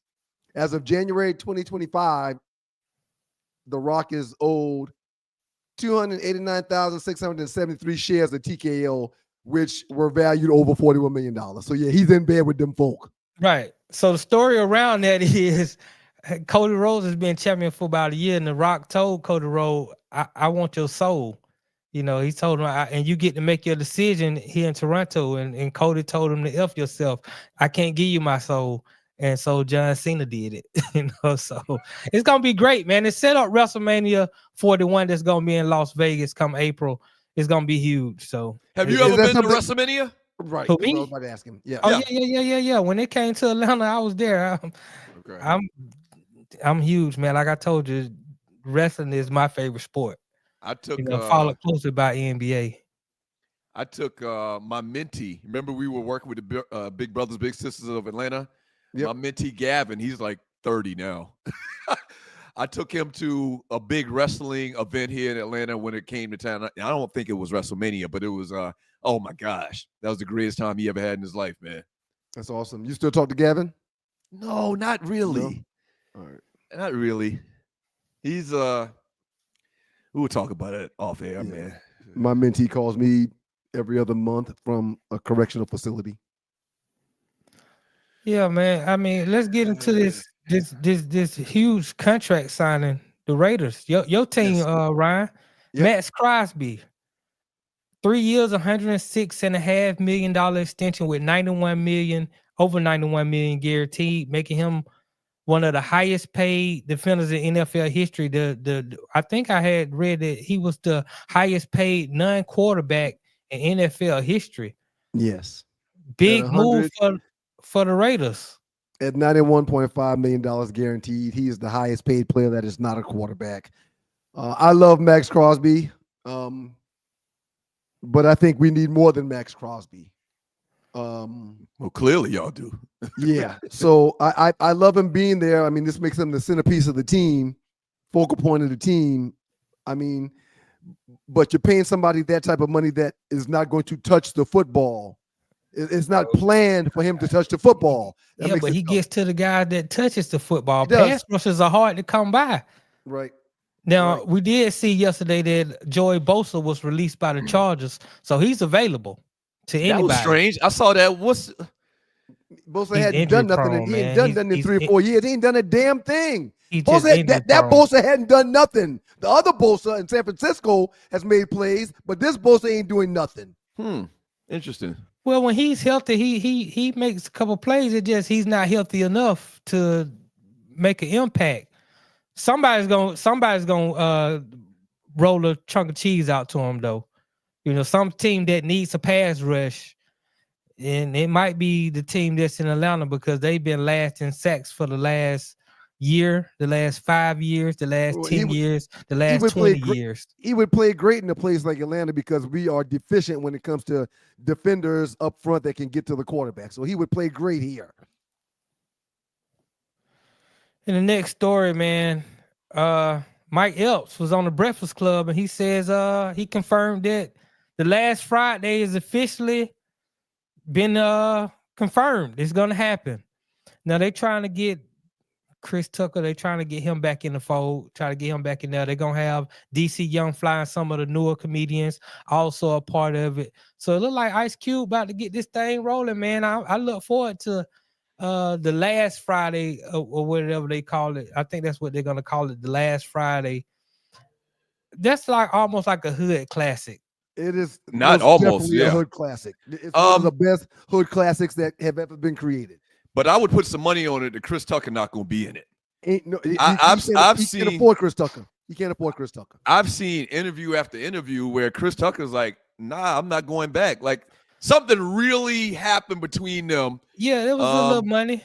And then also Chris Tucker, as he got into his religious, lifestyle, that he didn't want to portray the guy who was the weed head and was selling weed. He didn't want that role. But I'm saying in this one, they're saying that maybe he can be the guy who went to rehab and now he's like against the marijuana or whatever. Right. Whatever. They but I think you have to find a way. If this is the last Friday, you have to find a way to get Chris Tucker in there. I don't offer him what you need to offer him. I don't know what it's gonna take, but Cube don't pay them cats a lot of money to be in these movies, man. But let me ask you this: has Chris Tucker done a lot of stuff lately? I really don't see Chris Tucker in a lot of things. Well, but him and Jackie Chan. They made so much money. That institution still makes so much money. Right. Yeah. Right. He don't need no bread from you talking about residuals. Yes. Right. And that was 25. That movie, Rush Hour. That movie put him in an area where he's one of the people that make what real. Yeah, he can live off Rush Hour. 25. It's a lot of bread that comes from that movie, man. Wow. Yeah, so I just thought about what is like the best hood movie, like hood classic. It's Friday, but this kind of crossed over. It crossed over to the mainstream, but is Friday the best hood classic that was ever made? Absolutely, number one. No more. Friday, we can do a top 5 on that. Matter of fact, I think we've already done that topic as a top 5. I think we have. Friday, Snakes on a Plane. That's not a hood movie. Snakes on a Plane. Pootie Tang. Snakes on a Plane is not a hood movie. Pootie Tang, I think, would fit into that category. Why is Snakes on a Plane not a hood movie, man? It's not. It's just not a hood movie. I would think like Boys in the Hood, Menace to Society. Right. Don't Drink Your Juice in the Hood. Right. You know, right, movies like that. CB4. Right. CB4 would qualify. Yes. Okay. All right. All right, man. In the spirit of Women's History Month, I almost got a twofer, but I also got to get in Serena Williams. She's part of a team ownership with the new WNBA team, the Toronto Tempo, that's about to be playing in 2026. The team is primarily owned by the Kilmer Sports Ventures, chaired by Larry Tannenbaum, and is led by team president Teresa Resch. The Tempo are the 15th team to join the WNBA and will tip off their season in 2026. Toronto says Williams will play a role in designing jerseys and creating merchandise collaborations with the team. So she has a role, and you already know she's involved in the ownership with the Miami Dolphins, Angel City Football Club, and the Los Angeles Golf Club. So she got a hat, in a few of these business ventures out here. So shout out to Serena Williams on that. But that brings me to the real Women's History Month, and this is Melody Hobson. She's 55 years old. Hobson in 2022, Hobson became the first Black woman to own an NFL franchise as part of the Denver Broncos ownership group. She's also the chairman of Starbucks and the co-CEO of Ariel Investments. In 2017, she became the first African-American woman to head the Economic Club of Chicago. On December 2020, it was announced that she would become chair of Starbucks. In 2021, thus becoming the first Black woman to chair a S&P 500 company, making her one of the highest profile corporate directors in the United States. You go, girl. You go. Ariel Investments. Oh, let's get her. Yeah, you go, girl. What's her name again, Nadi? What's her name? Her name is Melody Hobson. Okay. Ariel Investments is one of the largest African-American owned money management and mutual fund companies in the United States. So, she joined the investment group consisting of Rod Walton, Greg Penner, Kerry Penner, Condoleezza Rice, and Sir Lewis Hamilton with the purchase of the Broncos. In 2013, Melody married, she was 43 at the time. She married George Lucas, who was 68 at the time, the old white man from the Star Wars. Yeah, they have a daughter who was born into Now surrogacy. I know who she is. Okay. Right. So, I did, and this is for Arlie and Tree. Serena Williams and Melody Hobson, both very wealthy women, done very well, very successful. And they got their bread and they married old white men. So it ain't just the brothers who do it. It's all Black people. We get our bread. We like to go outside the other race. I guess that's maybe to maintain and preserve what we have. But yeah, she got with old ass George Lucas, who 80 years old right now. But but shout out to her though. She's breaking ground. Right. George Lucas might have more money than her though. Oh well, yeah, I'm pretty sure. Probably. Yeah, I don't think there's a question about that. Yeah, it ain't no doubt. Ain't no doubt about that. Yeah. But yeah, so that's my but because of that, you can be sure that next week for my woman's history, it will be a white woman. You can bet on that. Hey, bring that picture back up with Serena one more time. I Please, already Tree. took that off, man. I took that Serena Williams off. I'm just disgusted with Serena, but I had to give her propers because it was news. I was gonna say Richard Williams spit her out. They are the same person. One's a male, one's a female. And, that might have record. Go ahead. That might be why she transformed into something else. Maybe she was ashamed that she looked like her father. She didn't want to look like that Black man. Let me look like the best white woman I can look like. Shouts out to Venus and Serena, who have both been very active when it comes to investments for the last decade or so. They got their little cheese and a lot of cheese. So good for them. Yeah, right. Good stuff, Nadi. Appreciate it, man. Appreciate you, Dredd. All right, man. It's your boys, Doug Stewart, Ryan Stewart, the makeup of your Two Live Stews, and this is your Two Live Stews experience. Oh, boy. Melody say, George Luke, I mean, he old. He old. Right. He definitely hitting that right. Well, he probably not hitting it at all. Yeah. I mean, and good for her if she ain't got to deal with that. What do you mean deal with that? Well, you play with that pink thing. Good for her, man. Like a damn, I don't know, man. That's very disturbing. It's very disturbing. Oh man. So we got a bunch of stuff to get into, man. We got the last 48, the biggest memes in the Two Live Stews Facebook chat group coming up. Before we do the last 48, we got to do it. And we're gonna read chat. We're gonna read chat. We got a lot of stuff we're gonna get. We're going one of the biggest beatings in top 5 history. We'll talk about that. So you were you a Hard Knocks fan, sir? Hard Knocks. Yes. The show about training camp. The HBO franchise that follows training camps. Not really. I don't think I've ever seen the whole series. The whole really? season. Okay. All right. What's up? Well, no NFL team welcomed Hard Knocks into their camp this year. Right. Bill Belichick, who's now at the University of North Carolina, called Hard Knocks and said, "Look, if y'all can't get into an NFL team, y'all come on down here. We can do the first college edition of Hard Knocks here at UNC with me. And I won't even want that much control." Hard Knocks agreed, and then when they got down there and set up, Bill wanted total control of the whole project. He shammed them. So they said, "Nah, it don't work like that." And they took all their stuff and got the hell on. Wow. So the deal broke down, fell through. Bill That's didn't keep his Belichick. promise. That's Belichick. He's a son of a bitch. I bring that up to ask you, what's your thoughts on the University of North Carolina and how things will go down this year with Bill Belichick and the North Carolina Tar Heels? I mean, he got to have players, first of all. I don't care how great a coach he is. It's all. I think. I don't know how traditionally the best players don't go to the University of North Carolina. Not since Lawrence Taylor. I think he's going to have a phenomenal time. I don't know how long he's going to be there, but I think while he's there, that's he's going to transform that program. That's another part of it. Why would you go there? He's like 90 years old. Well, he wanted a job. Yeah, that's what I'm saying. If you're a player, why would you go there? Because of him. That's an unstable situation. Well, but no, a player's not going to look at it like that. A player's going to look at it like it's a gateway to the NFL. They've got to look at it like that. Okay.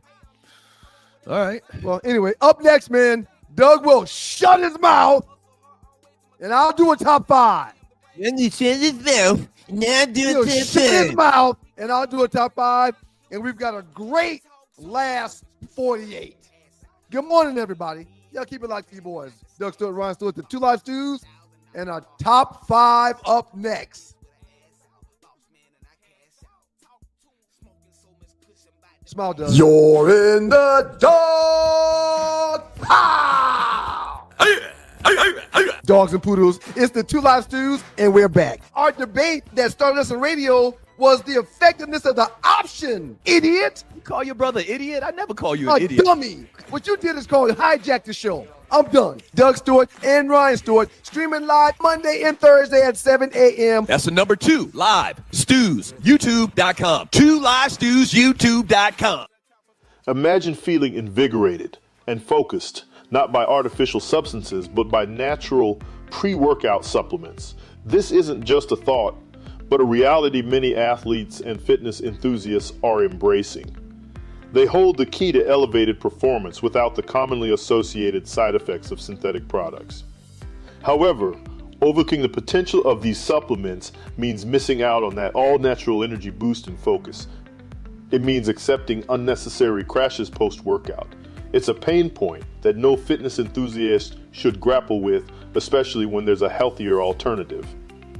At Lion Roar Herbs, we produce a vegan all-natural pre-workout that is proven to increase performance and boost every workout. Visit us at lionroarherbs.com to learn more and look for natural performance energy. That's NPE. We are sure you will feel the difference. It's your boys, the Stews. Good morning, world. Thank y'all for being here with us. Doug Stewart, Ryan Stewart, the Two Live Stews, and this is your Two Live Stews experience. I mean, we probably shouldn't delay this thing, man. We probably should just get straight to the top 5, right? Before we get started, good morning, and I have a few items. Doug, straighten your face out. Be a good loser. And Doug, straighten your face out. Be a good winner. A and good then loser. I just have this announcement. Yeah, he tried to be shady. You're not gonna act like he didn't win. Like her name's not even on there, and he still won. I just needed to. No, that's I do love you, but it was very shady. I'm not petty like my brother. That was a typo. He was That's very all. shady. Everybody knew that was Naah Long. No, everybody didn't know that because it said Now Long. What actress's name is Naah Long? No actress's name is Now Long. Right. That's the point. Right. That's the point, Doug. I think most people, maybe you're not included in this bunch. I think most people knew that was Naah Long. the fact that he had an honorable mention because you didn't add her. Well, the whole thing is this whole sham that he pulled with Arlie. And an honorable mention. That's what this whole thing came down to. Nobody paid attention. Yep. Nobody paid attention to that because I went in the chat. I went and read stuff. Nobody even noticed. It's some people that voted for that. I know they love me and they voted for you, Doug, because they didn't see my name on that list. But there's people too that weren't even watching the show. So this is like a legit win because her name's not on let's here. see these numbers. Put up Doug's list, Tree. Let's see these numbers. Whoa! Almost 200 votes in this bitch. No one's ever had almost 200 votes. Total domination. Total domination. Take that. Take that. Take that. Real quick, Ollie, hold that Bernard up one more time. Hold that Bernard up. Your big Ollie, ass I want to head. thank you. Me got the head. Doug. No, Ollie. I was talking to Ryan. Don't talk to no lady like that. I do have a large cranium, and it's okay. I have a large brain. Ollie, I want to thank you for allowing me to capitalize off of your great name. You are an incredible actress. You do an outstanding job, and you are a Hollywood actress, not a to-be actress like Doug was trying to say. And thank you for being a part of my win. But Ryan, they voted. They didn't. Most of the people didn't. The people that I saw in the chat, they didn't even see to vote for me. Like them names, them people weren't there, so they voted for your list because they liked your list better. I appreciate it, Ollie. That means a lot coming from you. But the win came from you, Ollie. The win came from you. Thank you very much. What's the total now, Tree? What's the total now? This guy's won like 2 in a row. 10-6. Total domination. Still dominating you. Total domination. It's okay. But that is a lot of votes. I mean, historic. It's historic. It's a historic win. And I didn't if I were to go through and scroll, I don't know half of these people. So thank y'all. I want to thank y'all very much and just ask y'all. I want to ask y'all to please continue to support the movement. Support my top 5 movement. Thank y'all very much. Tree, let's go ahead and go to the last 48. And Ollie, thank you so much, Ollie. It was you. It was you. And you're important to me and everybody else except for Doug, clearly. It's times like Doug did not vote for you, and Doug even cut you out of the vote. It's times like this. I understand how Donald Trump got 53% of the vote. It's times like this. What are you saying? What do you mean? What are you trying to say? White people voted for me? Of course they probably voted for me. What are you trying to say? Let's get to the last 48 treat. We don't need to indulge this freaking loser anymore. This loser of epic proportion. We don't even need to indulge him anymore. I mean, for God's sake, Sheba, baby.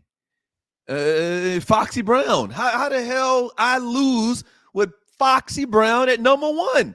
Don't talk to Doug. And you know another thing too. I gotta remember.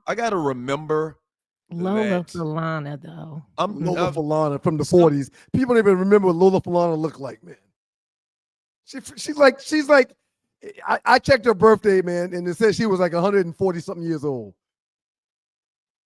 Now look at this list. Ooh-wee. Felicia Rashad broke their back. And Arlie Michelle killed it. Absolutely killed it. Y'all voted for Nia Long. Y'all voted for Nia Long over Thelma from Good Times. Bernadette Standards. No, man, the support was Arlie Michelle, man. As a matter of fact, I don't know what the poll gonna be next week, but I think Arlie might make my list. I think we should keep it female based because I think that's also why it was so much traffic around this. Because men like to talk about, that's my intention. Yeah, Arlie be in my top 5 for the foreseeable future. Whatever it is. Maybe what y'all put up. Maybe she'll be in mine too. You're right. Well, maybe. If you smart, you put her in there. You damn right. Yeah, to be actors. You called her so many bad names. Let's get to the last 48, man. And that's what I didn't like. I didn't like the name calling aspect of how you handled yourself. I thought you were better than that. All right, go ahead, Doug. Let's go. I never said to be. You said that. Well, everybody knew you meant it. You called her a big head a few minutes ago, though. I mean, just now. I did not call her a big head. I called Ronnie a big head. We're watching the same show. Who has the big head on this show? You said, who's the biggest head on this show? He said, "Come on, Arlie," and he said, "With your big head." Your big head. That's right. I've only been calling somebody big head since 1974. Right. Only one person in this whole show I've been calling a big head since 74. You belittle her all you want, but she brought me a win. Thank you, Arlie. Let's move on with the last 48. The biggest memes in the Two Live Stews Facebook chat group in the last 48 hours. Couple good ones today. From Adam, from NBA memes. Adam Silver is on the clock with LeBron James reaching 40 years old. I talked about this last show. I mentioned how the Cleveland Cavaliers are going to really, really spoil it for the NBA and its fans if they make it to the finals. And this little meme right here, they're showing Oklahoma City. Bring it back up one more time, Tree. Cleveland's balling. OKC versus Cleveland as opposed to the Lakers and the Celtics. You talk about conspiracy theories, they will never allow that to happen. Somebody about to get shitted on out of Cleveland and OKC. There's no way they're going to let that be the finals. Well, I think the teams will determine that on the floor, but people are insinuating what I'm that saying, the whole conspiracy theories about the NBA is rigged. You know, my chapter brother Chris Harley swears he's got evidence that they be throwing games in the NBA. Rue Harley. They are not going to allow that rating disaster to happen. You agree or disagree? Sir, SGA is playing some of the best basketball that we've seen anybody play in a while. I don't care if his name was HBCU. They're not going to allow OKC and Cleveland to make the finals. Yeah, I don't think. I'm willing to bet you. The game is played on the court, man. I'm willing to bet you. Everybody that's given super chat, we haven't, acknowledged you yet, but we will do that here shortly. We will. I promise. I will make a $1 wager to you that one of those two teams will make it to the finals. I'll take it. Okay? I'll take it.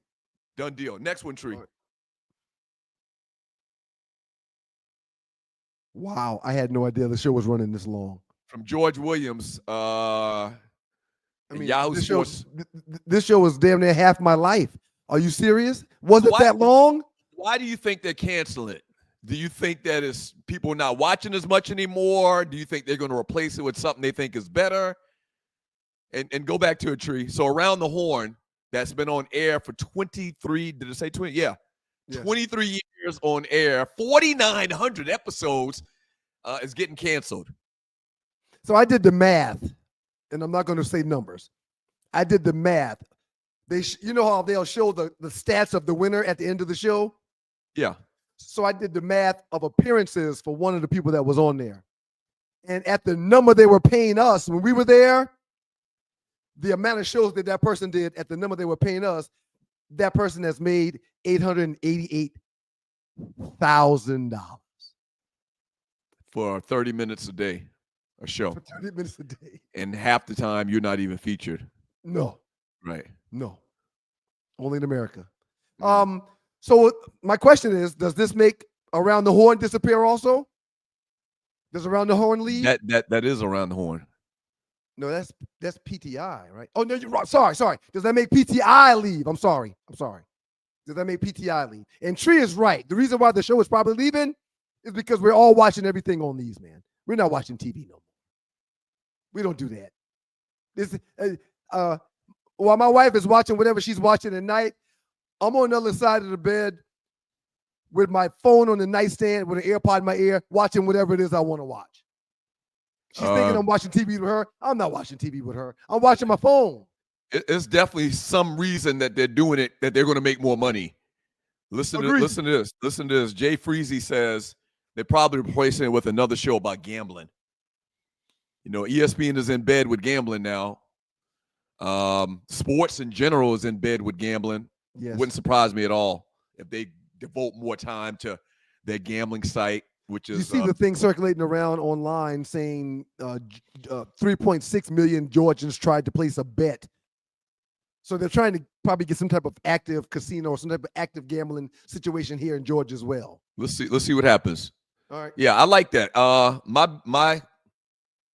Right. They might give. I think that they're going to replace that with some things surrounding gambling. Where'd you read that at? Who told you that? That didn't come from you. Where'd you get that from? No, that was one of the posters in the chat. Okay, room. in the chat. Yeah, you're not that smart. Okay, go ahead. Not top five. Last 48. Last 48. Yeah, it's okay. Thank you, Tree. Stop pushing buttons, Doug. Been drinking. I was proud of you with this one, man. You're a deep thinker. It was great. Funny how that works, man. It's funny how that works. Joe Burrow wears chains and shades. Everyone calls it swagger. Yep. Shador does it. He's arrogant. Right. And you're not lying. Funny how that works. I was proud of you, man. These folks will try to stick the banana in the tailpipe. They will, but don't let them do it. Now, I knew they were going to come after Shador, man, because a lot of people in the industry don't like his daddy. They don't like brass ninjas, period. And Dion might his pictures what's that monument? What's that monument with the 4 people in it on the side of the mountain? The Mount Everest? Yes. Not Mount Everest. What's it called? Arlie? I'm drawing a blank. It's in Hollywood. No, it's not in Hollywood. It's not in Hollywood. Well, I don't know what you're talking about. I'm trying to help you, man. I didn't bring this up. Oh, Mount Rushmore. Thank you. In the Mount Rushmore of and I just drew a blank when we were talking. What were we just talking about? This is embarrassing. Joe Burrow. Right. And Shador. Right. And the Mount Rushmore of arrogant athletes. Yes. And the Mount Rushmore of arrogant athletes that writers and people in sports hate, Dion might be at the top. Yeah, he's definitely on the Mount Rushmore, but he might be the number one guy that they hate because of who he is and what he portrays. Yep. Okay. Yep. I thought that would rub off on Shador, but over the last 2 weeks since the combine, it's amplified 1,000%. Yep. You can't go more than 10 seconds on social media before somebody's saying something derogatory or disparaging about this guy. And he didn't even work out. I think Dion would be elated if he was to go someplace after that 10th or 11th pick. Those teams are going to be better teams for him to go to. I really do. I don't think this is a money play. Of course, Shador wants to be one. Of course, he wants to go ahead of Cam. But I think the further he falls, the more happier they'll be. You have a better organization around him. I even saw, did you see the comment from Colin Cowherd floating around? I didn't see the show, but they made a meme out of it. He basically is saying that, Shador was good. It was a good quarterback. He liked Shador until he saw him wearing his hat backwards at the combine all week. Man, several kids last week had their hat on backwards or to the side. Several kids. Somebody posted a picture of, and that's one of Colin's things. That's one of Colin's things. A professional at the podium would have his hat pulled forward. That's one of Colin's things. That's why they hate Lamar. Because he play a game in diamond fronts. That's why they hate him. I mean, he'll come to the game with an iced out grill, Top and bottom. braids. Sometimes he'll have it blown out. You know, they hate that ninja. They don't like him. But they can't do nothing about it because he cemented himself in the legacy of the NFL. Great point right here from a man, Rel Scott. He says Dan Quinn wears his hats backwards. Does he not like him either? Right. That's a very good point. Now, for a coach, I think it's slightly different. No. If a person has a hat on, I don't care if you coach or player. Stop it. What was y'all coach's name? And I know you're not going to remember it. I'm definitely not going to remember it. Remember the coach in Detroit they got rid of a couple years ago? He used to always wear his hats backwards. I didn't like that. Not Dan Campbell. Dan Campbell's still there. Right. Not Mariucci. Not. Right. Oh, he was the coach from the head coach. Patriots. He was the head coach from the Patriots at one point in time, right? No. Nah. We're having a bad time, Swanee. Next one, Tree. Time out. I know what I'm dealing with. What you dealing with? I took a lot of hits too, man. I mean, I didn't play in the NFL, but I took a lot of hits in the second grade, man. Matt Patricia, he was a coach of the Patriots. Matt Patricia. And for the Lions. Matt Patricia. He was the head coach of the Patriots? No, in Detroit, he was a head coach for a minute. For a hot I thought you were saying head coach for the Patriots. One has to go, man. Tree already put the music on us. What the hell's going on? It's time to go. You know who I'm gonna say, right?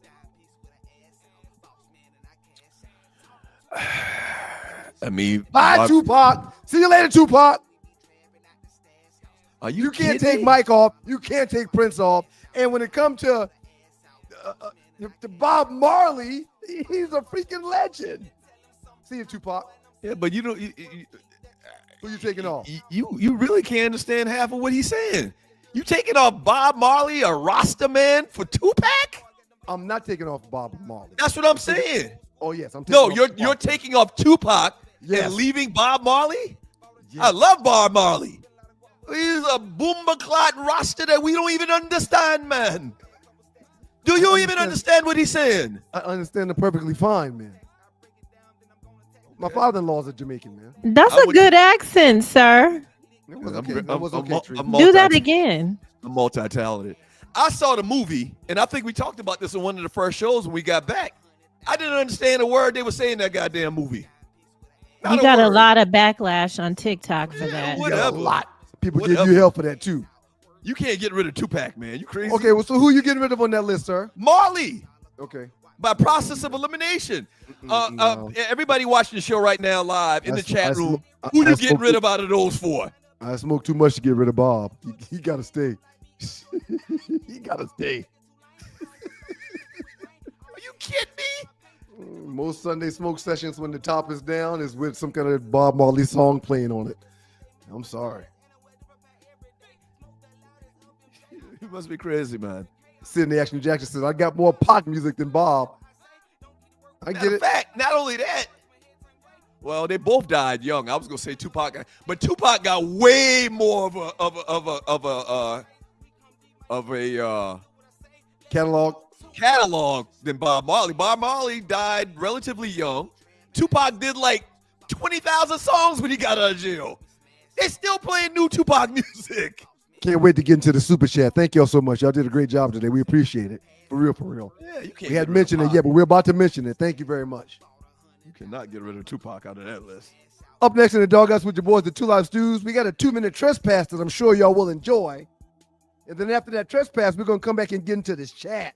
Merlo says, our boy Merlo. What up, Merlo? He says, Vivica Fox destroyed your list. I'm just saying, she is so whacked.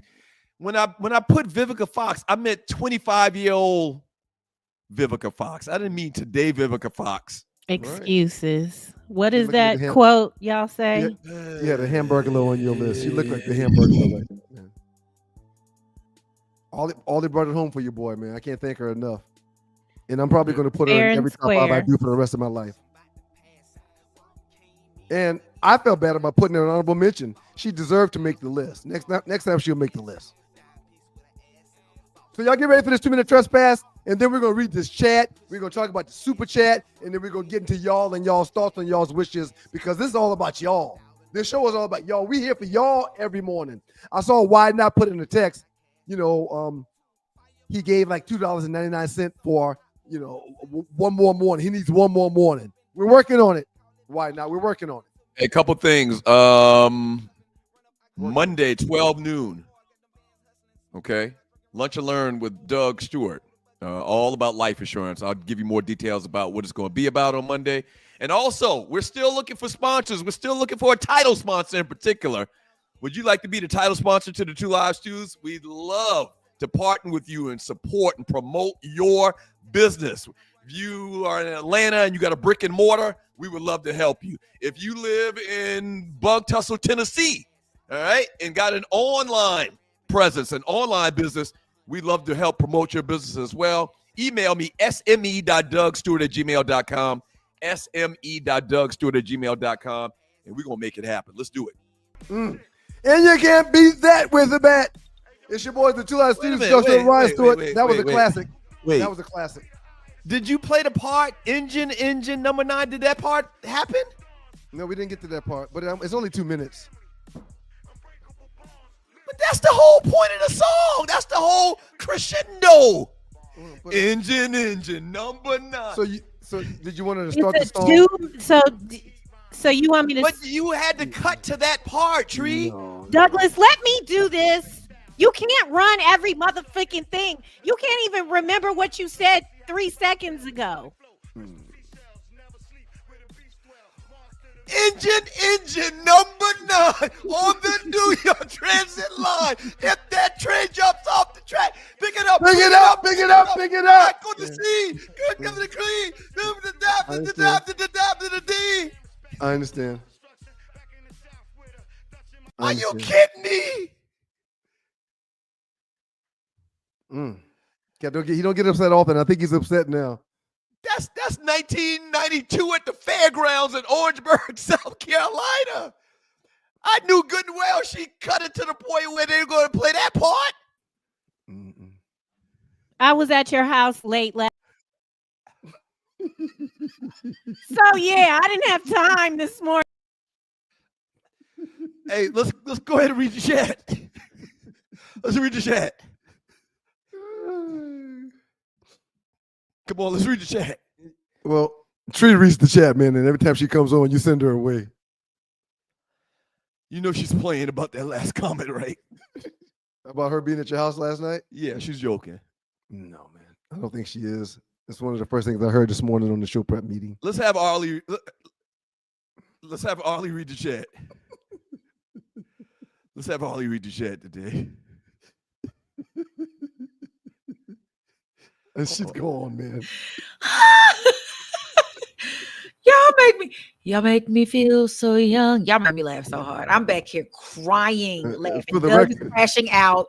That loss just took him down. He done dogged me out. He called me a big head. It's just too much today. He Tree at his house late at night. It's too much. It's too much. Tree's left the building, man. Real Scott, listen, Real got to let this go. Let Ryan read. Hey, man. I'm getting shirts. Don't worry. And y'all, I know y'all have heard us say it before. We are a small group doing mighty things. I'm working on this to get their approval for the first shirts that are coming out. I hope to have them when we come back next week, if that guy gets it together for me, so we can see how you like it. We're going to do a vote and let Doug post it out there and see what you like. Yep. We want to send a shout out right now to Calvin, a.k.a. Big Jeff. Thank you, Calvin, a.k.a. Big Jeff. Shouts out to Mr. International. Oh, shoot. What are you saying? The new ownership group owns Vegas casinos. Okay, Mr. International. I see where you're going. With that. Conspiracy theory. theories. They own several casinos in Vegas. They operate out of Vegas. Hey, special shouts out to Mr. International, man. He's been the consistent, the catalyst to the giving to the show, the donations, man. We can't say it enough how much we appreciate it. Thank you very much. I'm We telling really you, appreciate this is a huge endeavor we've embarked on, and any donations that we get, we greatly appreciate it. If you like to donate, if you're new to the show, and if you're watching live, go to the bottom of the chat, look to the right. You'll see a little dollar symbol. Click on that, and you can donate. If you're watching the replay, all right, same thing. Look to the bottom right of the chat, and you should see a heart symbol. You should see a heart symbol, and you can donate to the show like that. And we thank you so much for watching us in the Two Live Stews experience. I gotta say this real quick. The Stews don't take a salary. Everything that y'all contribute it's not going in our pocket. Yeah, It's going to the show. Or us. Hey. You factor in the hours, the time that we put into this show, and because we love y'all. Everything that we do for this show, we have not put $1 in our pockets from any of the money that we've received in donations or ads or marketing or anything like that. Well. I'm basically an intern. And for the record, we do feel as though that we will get backdated with our pay. We believe that. Praise God. Because of y'all. Hallelujah. Absolutely. All right. Absolutely. Keep on going, Ollie. Shout out Julian James. Thank you so much. What up, Stews? Knicks beat LA tonight. I'm calling it. BK, stand up.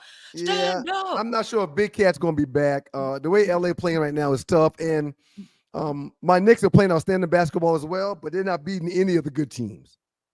All the teams, when they play Boston, when they play OKC, when they play, all the good teams, we're not finding ways to win those games. I do feel as though we will be representing the East, playing in the Eastern Conference Finals, but we do have to get a few things together, and we got to get healthy. Don't forget, I want people to bookmark this. I was the first person you hear say out loud that we were going to win it all this year, the Lakers, after the Luka trade. I don't have a team, and I'm gonna have to pick me a team this year to roll with because me and the Hawks, we're struggling. I'm gonna get that together for the next show. Shout out to Rail Scott. Rail, I saw who you voted for too. Just know that. Right. Thank you, Rail. We meticulously looked over the voting. We did. We're not thanking Rail. We're not thanking him. The beautiful ones will have you in your boxes reminiscing about your exes and that good old Nutsie from the past. I can't relate, but any song Prince sing, he can put you in a mood. It's just songs that put you in the mood. Special. Thank you, Rail. We appreciate your support, man. At Prime Ties to Go, the number 2 at Prime Ties to Go. Shout out Carrie Portis. Good morning. Went to a Prince concert years ago in Dallas. I have never seen so many international women in my life. Let me tell you, we ain't really at the Prince concert, but that after show, child. He used to do these events at Paisley Park where he invited his special listeners to come. And I had a friend that was one of those special listeners. And when I was in Detroit, she called me one weekend like, hey, y'all don't have a game this weekend or whatever night it was. I need you to come and meet me in Minnesota. And I got something special for you. And she took me to Paisley Park for a show from Prince. And when I tell you it was life-changing. It really was. I mean, he was so personable with everybody. He was relaxed. He changed clothes like once or twice. He was asking what people wanted to hear. I mean, it was amazing. It's a song. Paisley Park is in your heart. It was amazing. It was amazing. I would have keep on going, Ollie. Paisley Park is in your heart. That's song. You got the words right. Loose Neck Psy. Thank you, Loose Neck Psy. What's up? First he was you, Ryan. Then he changed to the T. He just changed his avatar in the middle. I don't know how he does it, but Partial Biblical derailed your Doug's list. Yeah, I didn't know there was such disdain for Vivica, man. I was talking about the Vivica from 2000. Yeah. Car Shield. Yeah, me too. Car Shield. You know her greatest role? I think her greatest role ever was in Kill Bill. Oh, she killed it in Kill Bill. I liked it. Yeah. She killed it. She showed some range with that role. She did. And I love Vivica. Two can play that game. All that stuff. I like all of her, whatever. Yeah. Courtney Williams, Doug's your list average age was 78 years old. Shout out to Doug, you can't. I totally have nothing for the young people, man. Nothing for the young people. I totally miscalculated that. That cat went straight 50s with his list. That's not true. No, 70s. Shout out right, Mr. International again. Doug, you can't continue to tear Arlie down. You can't. Doug, they're going to fight you. It's embarrassing. It was Ryan last week. It's you this week. Till Dog going to come for one of y'all going to get y'all. They some head busters out here. Mr. International is right. You can't come for Arlie and think she's not going to be supported by these people that she spent time with in the chat room. She in the chat room all the time, Doug. You're never in there. Why you think they're going to side with you? I can't. Arlie talking to these folk every day, all day.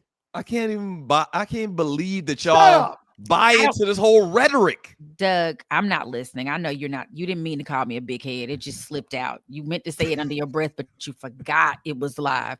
Why not 2403? Thank you so much. We need one more hour on Monday and Wednesday. Let me tell you something. Why not 2403? We are working on that for you all. Yep, we promise you we're working on it as hard as we can. And you're helping every time you send a super chat. Because we don't want to go to them people job no more. We do not want to go to them people jobs. Got to do it ourselves. Got to do it ourselves. Just in time, 5378. Thank you always. Great entertainment. Thank you so much, Just in time, 5378. Yep. Thank you very much. Okay, so we got Cornell, the #1 Dolphin fan. The problem with Shedeur Sanders is he has his dad attitude without having his dad's game. Well, maybe it'll come to him. Well, not only that, I hadn't played he plays down a different. yet. He plays a different position than his dad played. But from what we've seen him play of that position, he's an expert at it. What am I missing? Yeah, he's gonna be a top 5 pick. What am I missing? He's pretty good. Dad. If he's not, it's going to be simply because they're trying to get back at him. They're trying to prove a point. Those people like for you to be big and pleading and humble. And Primetime ain't never came humble, ever. Because he didn't have to. He was showing and proving every time he touched that field or that, what you call it when you get to the baseball? The diamond. Wherever he get out, either one of them. Yep, he showed him. They can say anything they want about Shedeur. There's no way he's going past 10. And probably no way he goes past 5. So shouldn't. All this was for nothing, really. As a matter of fact, it should be 1 and 2. The order that they go, I'm not sure, but it should be 1 and 2 because 1 and 2 suck. They need a quarterback. I mean, well, let's make it happen. Julian James, thank you so much for joining us this morning and for your wonderful contributions. Tupac is still not even in the top 5 MCs. He is only popular for who he was as a person, not his lyrics. That is why one of his best hits was about his mother and a diss track of the greatest MC. I'm not taking nobody off the list. I got Tupac in my top 5. Yeah, not because he's the greatest MC ever, but just around the whole life, his whole life and everything combined. And he was a great lyricist. I thought he was too. Yeah. Loose neck, yes, no sigh. Doug told Tree, turn off the lights. Teddy Pendergrass style. y'all know she was playing about that comment. Come on, man. No. We don't know anything. We don't know anything. And for the record, and what she does is she tries to rile people up like you. She learned that from you. The minute we get off the air,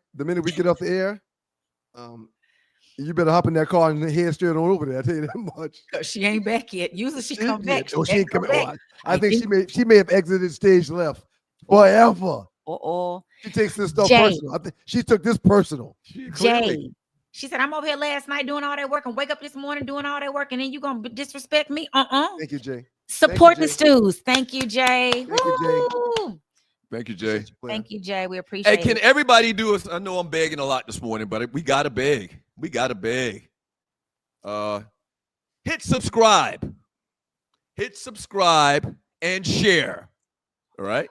When you hit the little subscribe button, if you're on YouTube and you hit the subscribe button, little bell is going to appear in the same spot that you hit the subscribe button. Click on that. Whenever we go live, whenever any show goes live with the network, you'll get an alert on your phone. They got a live show going on. Okay? So make sure you do that. And also, everybody watching the show live right now, 117 people should hit share. Please. Loose Neck says, fight for her, Doug. Hit the share button. Every person, I see 150. We got 300 plus people watching right now. We got 300,000 people watching right now. Wow. 300,000 people hit the share button. Please hit the share button. Thank you. All right, go ahead, Arlie. I'm not sure what this comment was in reference to, Mr. International. You'll have to let us know. But expert, not sure what it was in reference to. Okay. Expert. We were talking about. Can't remember. Got to. That's too vague.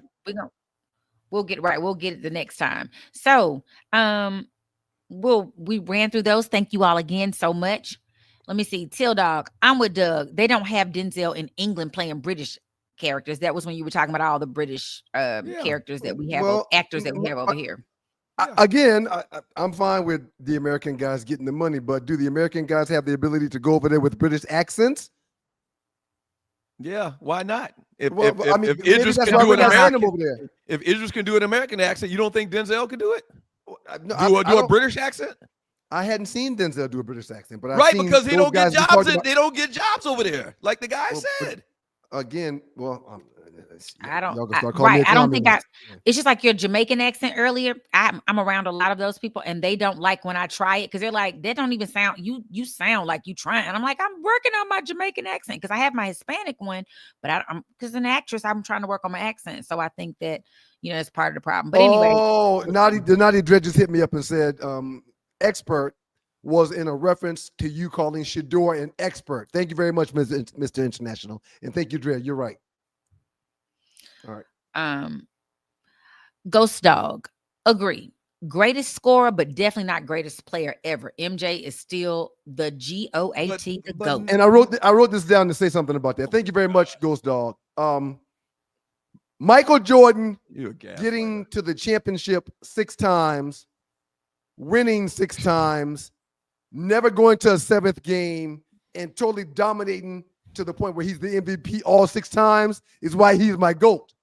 There were championship games that LeBron played in where I said, LeBron, if you just decide to take every shot and get to the hoop, you can. But that's not in his wheelhouse. He has to make the proper basketball play. So if LeBron would have played like Jordan in those finals, he could have done what Jordan did, but that's not in his thing. That's not what he does. Jordan's like, I'm here. I'm not gonna let nobody beat me. I'm gonna do whatever I got to do to dominate because I'm Michael Jordan. So that's why he's my GOAT. Chris Johnson, Dominique Wilkins was the worst trade ever. Y'all were talking about worst trades earlier, and one of the trades you just made recently was like it was the worst trade ever. But Chris Johnson feels like Dominique Wilkins was the worst trade ever. I don't remember Dominique getting traded. Who did he get traded to? Former Tennessee Titan running back Chris Johnson. Welcome to the show, sir. Welcome to the show, sir. Thank you, Chris. We appreciate it. I heard a clip of Dominique saying that he got sat down in a game when he was a Hawk. They still could have won. And it was a call from the commissioner. That's who he was talking about. From the right. Fixing games. Yeah. And he said right then and there, he knew he would never wear that uniform again. So I think he may have forced that trade, but that's neither here nor there. I don't know why Till Dog 12 felt this way, but he said, I think Ryan has been spending some quality time with Drake. He been acting real light skinned this morning. I don't know what you were doing. I mean, over the last couple of shows. I'm not even gonna say nothing to Till Dog. Whatever. Yeah. You brainwashed the viewers to think that I had something against Arlie. Use Arlie as an honorable mention wasn't how the game works, and everybody bought into your whole rhetoric. But my name wasn't even. But nobody, my name wasn't even on the list. So people. Yeah, but he already. But he pushes opinions into their brains. And subconsciously, they said, oh, Doug said something bad about Arlie. Ryan's got Arlie on his list. Even though it's not listed, Arlie's on Ryan's list. And they voted for Ryan. The good thing about the show is we keep receipts. Just go watch the show. Yeah, you said what you said. You did what you did. You voted. Please go back and watch the last show. No one used the term to-be actress. Right. By the way, I love to-be. No one used the term to-be actress until you uttered it. Well, no, because you were thinking it, you just didn't say it. That's how you were looking at her.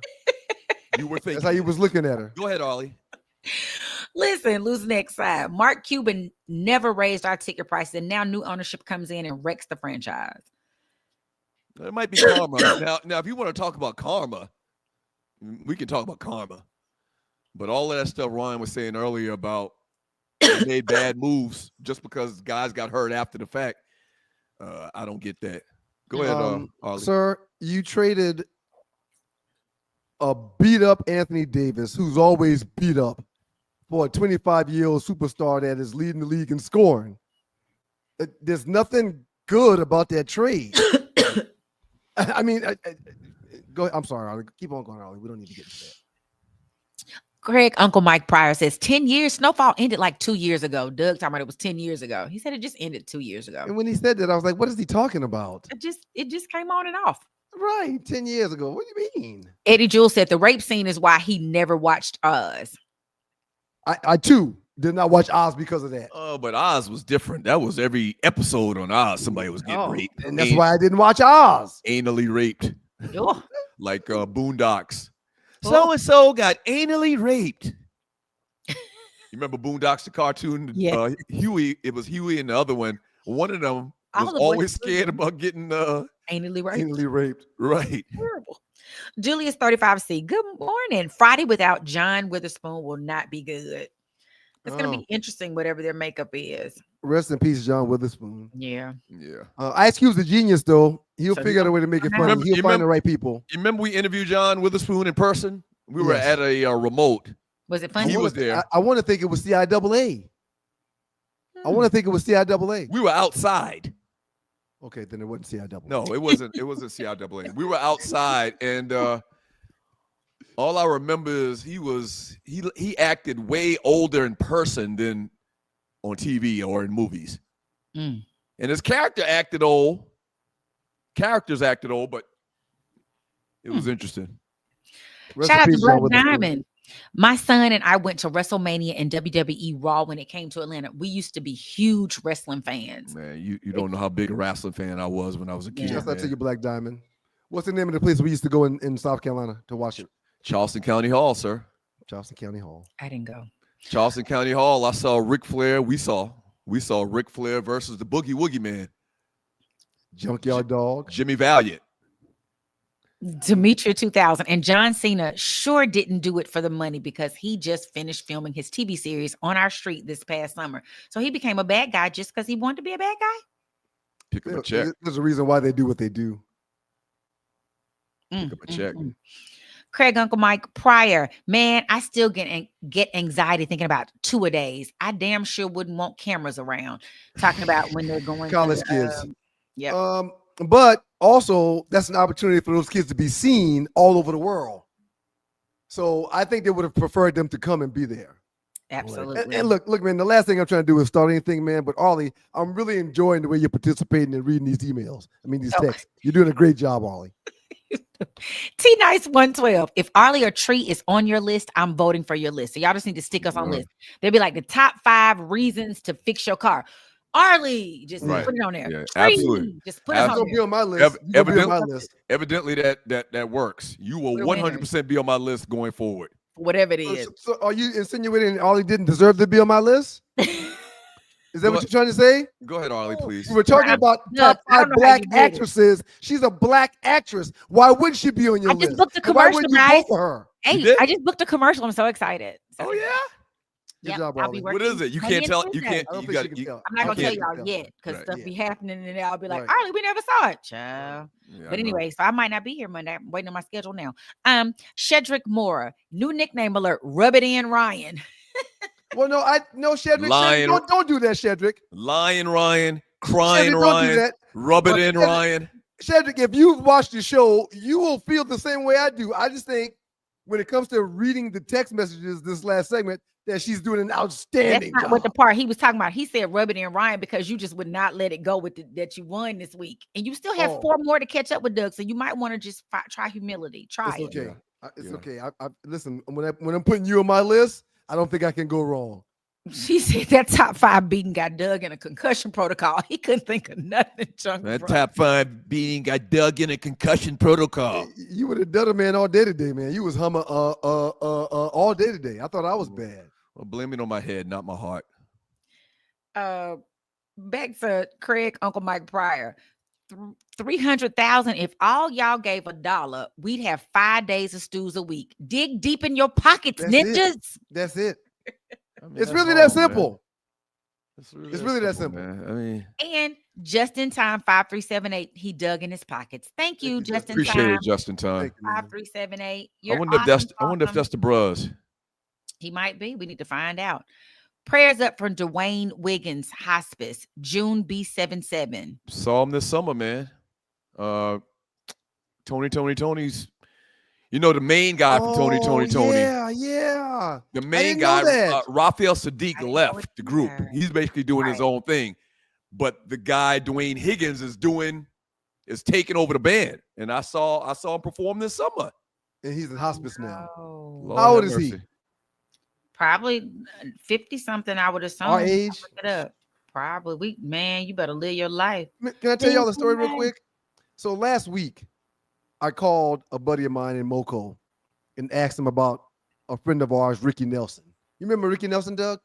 Ricky Nelson was a kid that was in the same grade as me, but he had the biggest biceps in the world. I guarantee you know him if you see him. I think so. I think I know you talking So about. I called Keith and I asked him, I said, hey, man, when's the last time you seen Ricky Nelson?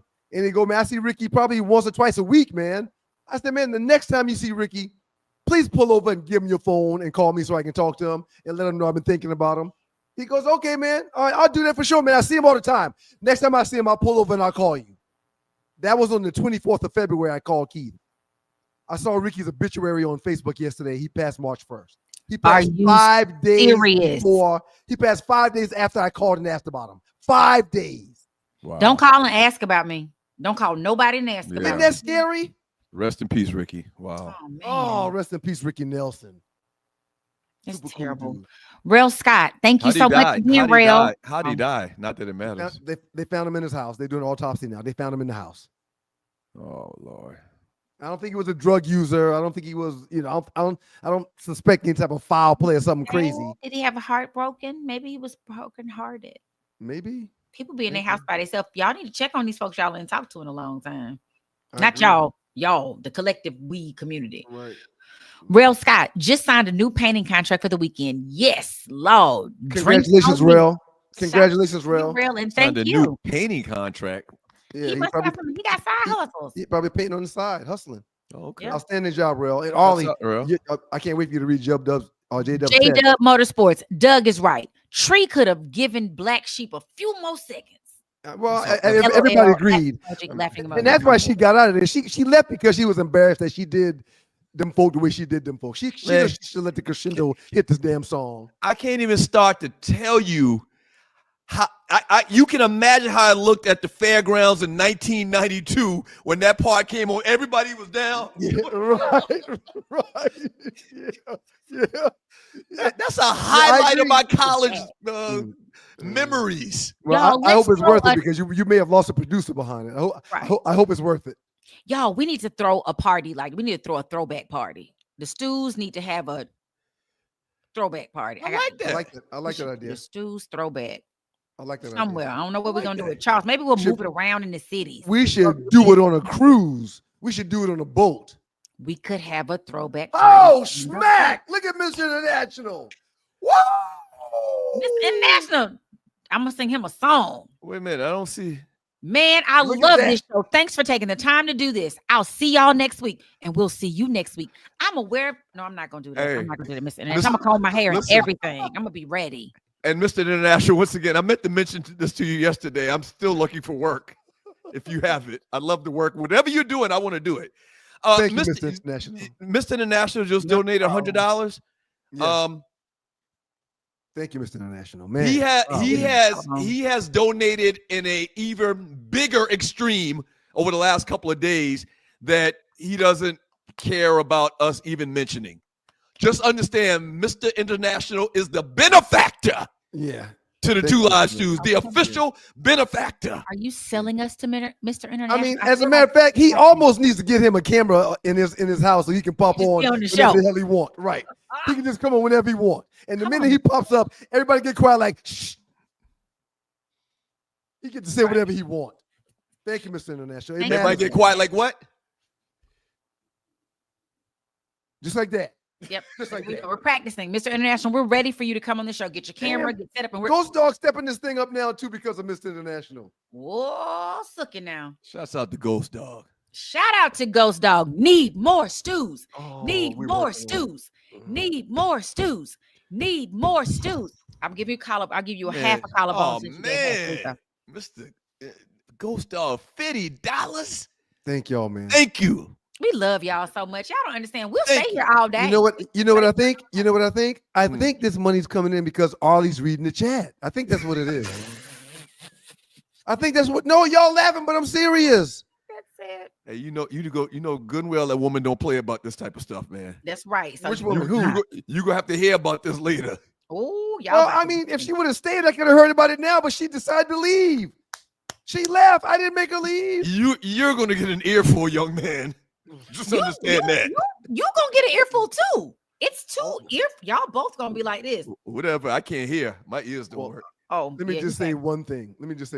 Hey, Ryan, are you still treating everybody to ice cream? Is what we want to know. Right. Right. Most They're gonna hold you to that. We'll have it at our party on the ship.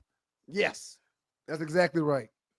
I'm just enjoying the job that Arlie's doing reading the chat. I think she's doing a great job.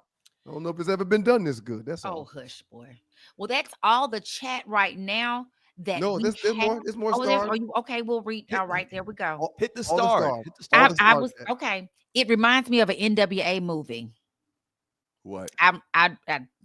Ty Davidson. Shout out to you. What we talk about? It reminds me of an NWA. Hey, man. It was Tony Dorsett done dropped the grip in this thing, man. Wait a minute. Tony Dorsett, the famous running back. Hey, Tony. We know he got it. Thank you, Tony Dorsett. Thank you, Tony. When Tony wants to pop in, what we gonna do? You're very philanthropic. Not only were you one of the. He's not on Mr. National level yet, but he's on his way for sure. Thank you so much for joining us this morning, Mr. Dorsett. We appreciate your presence. Anything you'd like to say, let us know. I think it resonated with the people. I think the people thought we were putting money in our pocket. And so we told the people we haven't spent one red cent. Not a penny. On anything personal for us. As a matter of fact, I think they respect that. As a matter of fact, I'll say it right now. Everybody that's on your screen right now has not taken any money. Not one red cent. And they work you like a dog when you don't take money. You think for the last year when we've been talking about donating, they thought we was putting this money in our pocket? No, it's going into the show, y'all. It goes into the show for us to continue bringing y'all programming. You mean to tell me all we had to do is tell them we weren't putting it in our pockets? It ain't what you had. We hadn't bought one meal, hadn't paid for no gas, no insurance, no private school payments, nothing. Your kids nothing. I ain't got no kids in school. Wow. Thank you, Tony Dorsett. Thank you. Thank you. Microwave. DK drops a lot of passes and gets a lot of penalties. I will agree. Penalties. He does drop balls. He drops quite a bit of balls. But so did Julio. Julio dropped passes too. Right. I agree. I think y'all played this one out. Why not 2403? Stop hating, Doug. That D's nuts. It was supposed to say D's notes joke was hilarious from Ryan. And I think y'all talked about that already. I think he missed. I wanted to ask that a question again. Go ahead. So you've heard these notes from somebody else? On Mike and Mike, they do a Mike and segment. Mike doesn't exist anymore. That's been going for a decade. Not Mike and Mike. You know what I meant. What's the guy's name? I don't know what you meant. I can only go off what you say. The show with Greenberg in the morning. Okay, let's get up. Let's get up. Yes, you know what I was talking about, man. So why'd you try to insult me because you knew what I was talking about? No, of course Mike not on TV no more. Who said? Well, you said it, not me. Who says these notes? Who says that? They got a segment that they call These Notes. I don't ever watch Get Up, man. Okay, well maybe by osmosis, maybe you just saw it flash on social media or something and it tied in. I just don't want people to go around saying Stu stole so-and-so from so-and-so show. Well, We've never stolen anything. We don't steal. Get your corrections ready now. You're coming up in a second. Get your corrections ready. For the record, if I would have heard someone else say that, I would never bring it to the program. That's what I knew. I knew that. Okay. Well, yeah, I've never heard that. Okay. I think it's mine. Maybe they got it from us. No, there we go. Ghost dog. Have you said it before today? I have. Okay, maybe they did steal it from us because they've stolen a lot of stuff from us over the last 25 years. Absolutely. Y'all are brilliant. I mean, that's $250 right there. God, Ghost dog. guys. Dogs howling all over at Doug's singing. I guess the Ghost Dog's dogs were howling when you were singing earlier. 1, 2. Rail Scott, that's why Chris Tucker never came to the Stew's tailgate. He was too busy kicking it with Jackie Chan. Well, he did come by one. Oh, he did. Him and Dexter both came by one. They didn't stay long. Dexter's his brother. Oh, Dexter Tucker. Dexter Tucker, yeah. Oh, okay. He used to stop by all the time. Dexter would stop by, and Dexter's dad would stop by. Oh my God, Melvin Nichols just gave $200. Tracy Smith. This is why America has Trump as president. A bunch of men watch over men in Speedo, grab and land. Hold on, Arlie. I gotta go. Look at the bottom.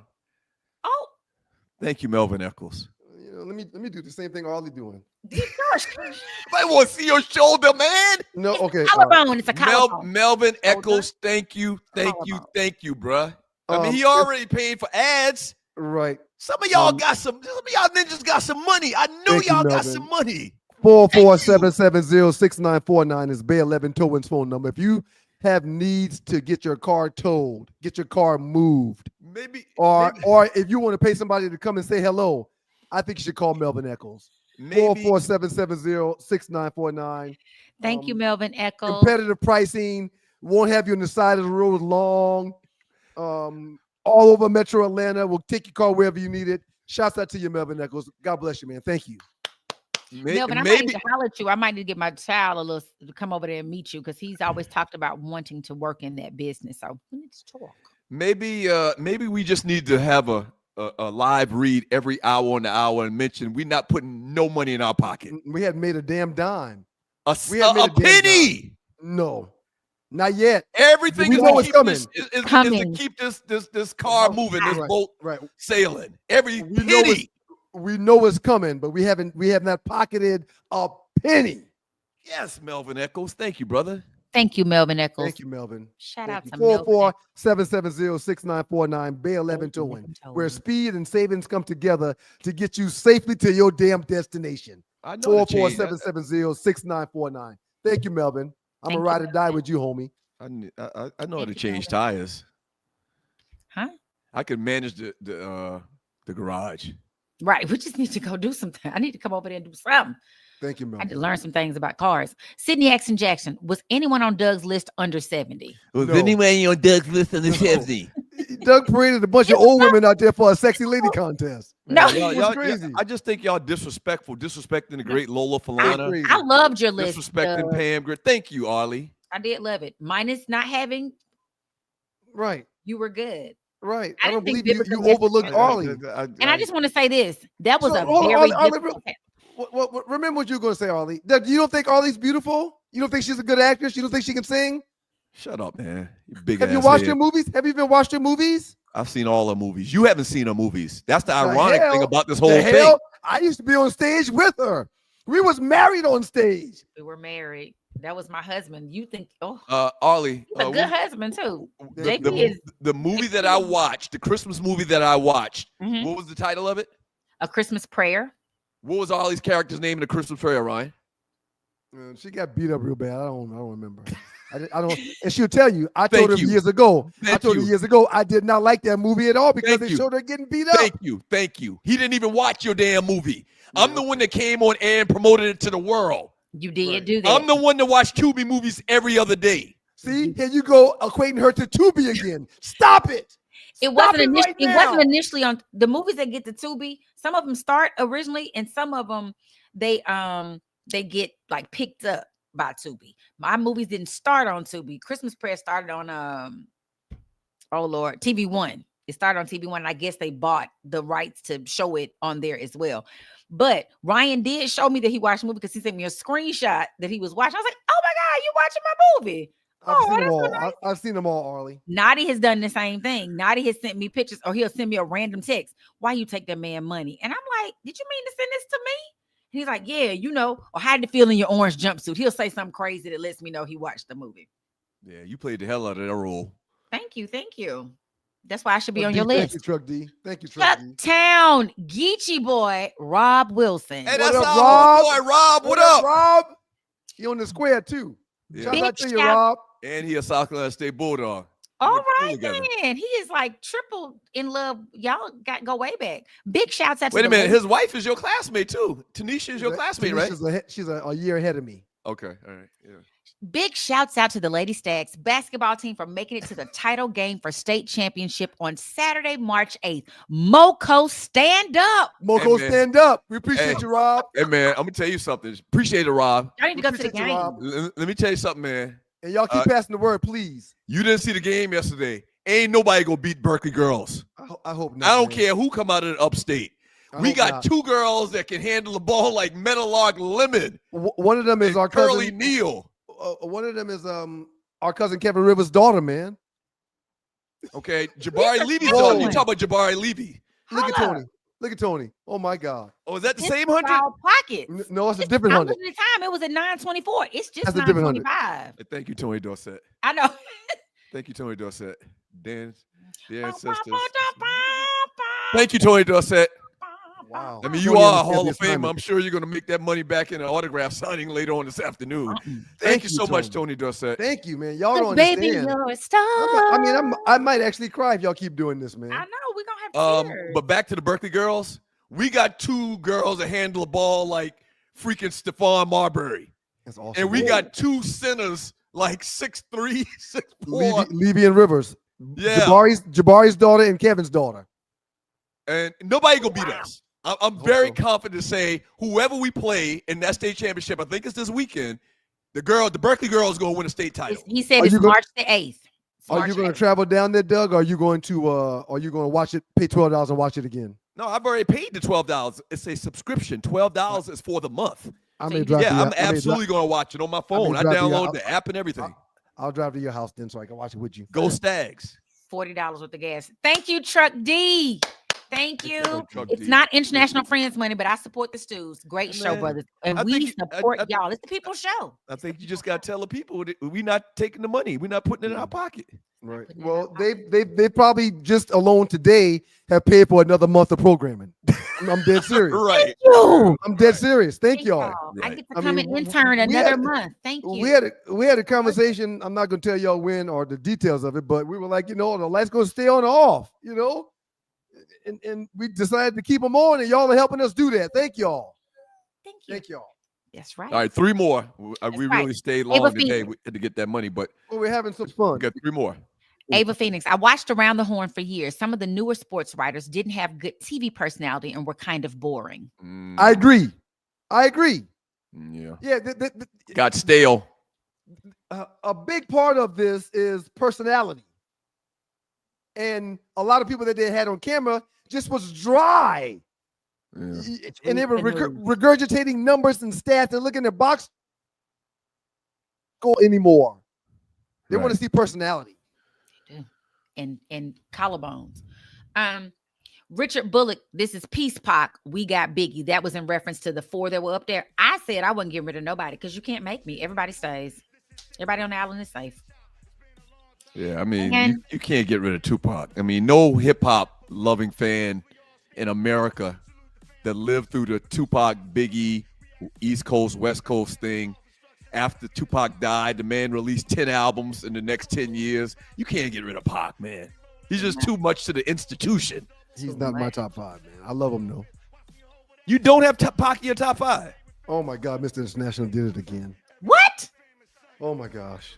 It's collarbone season. You see that? I got to go work my... Mr. International said it's collarbone season. Hey, Mr. International, hit me up, bro. I mean, anything you need us to do, we can mow your lawn, we can cut your hedges. I mean, if you live in collarbone season.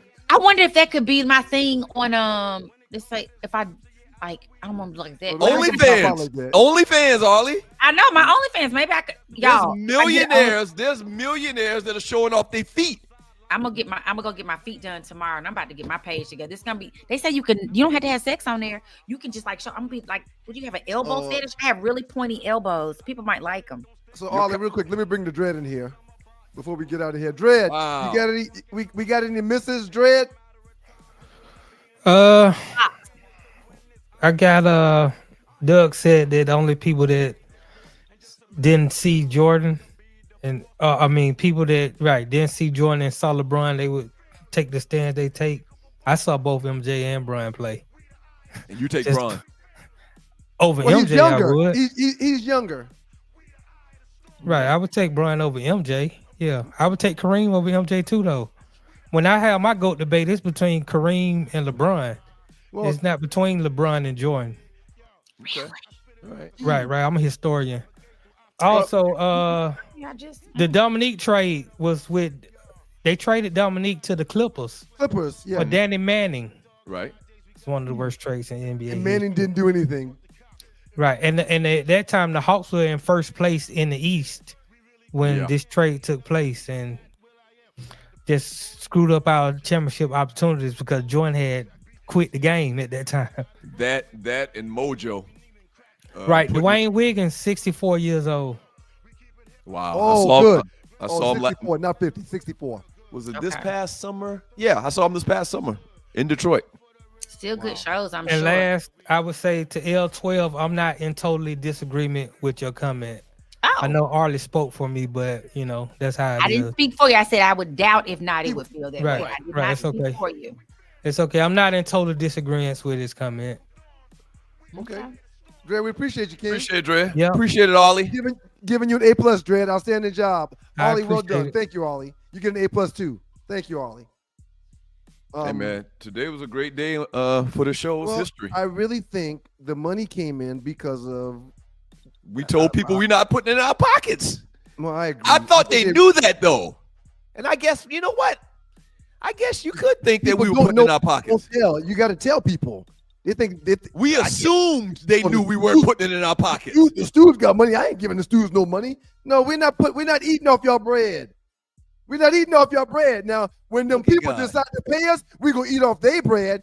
But everything y'all give right now is going to the platform. It took us a StreamYard year. costs every month. It took us a year. Producers costs.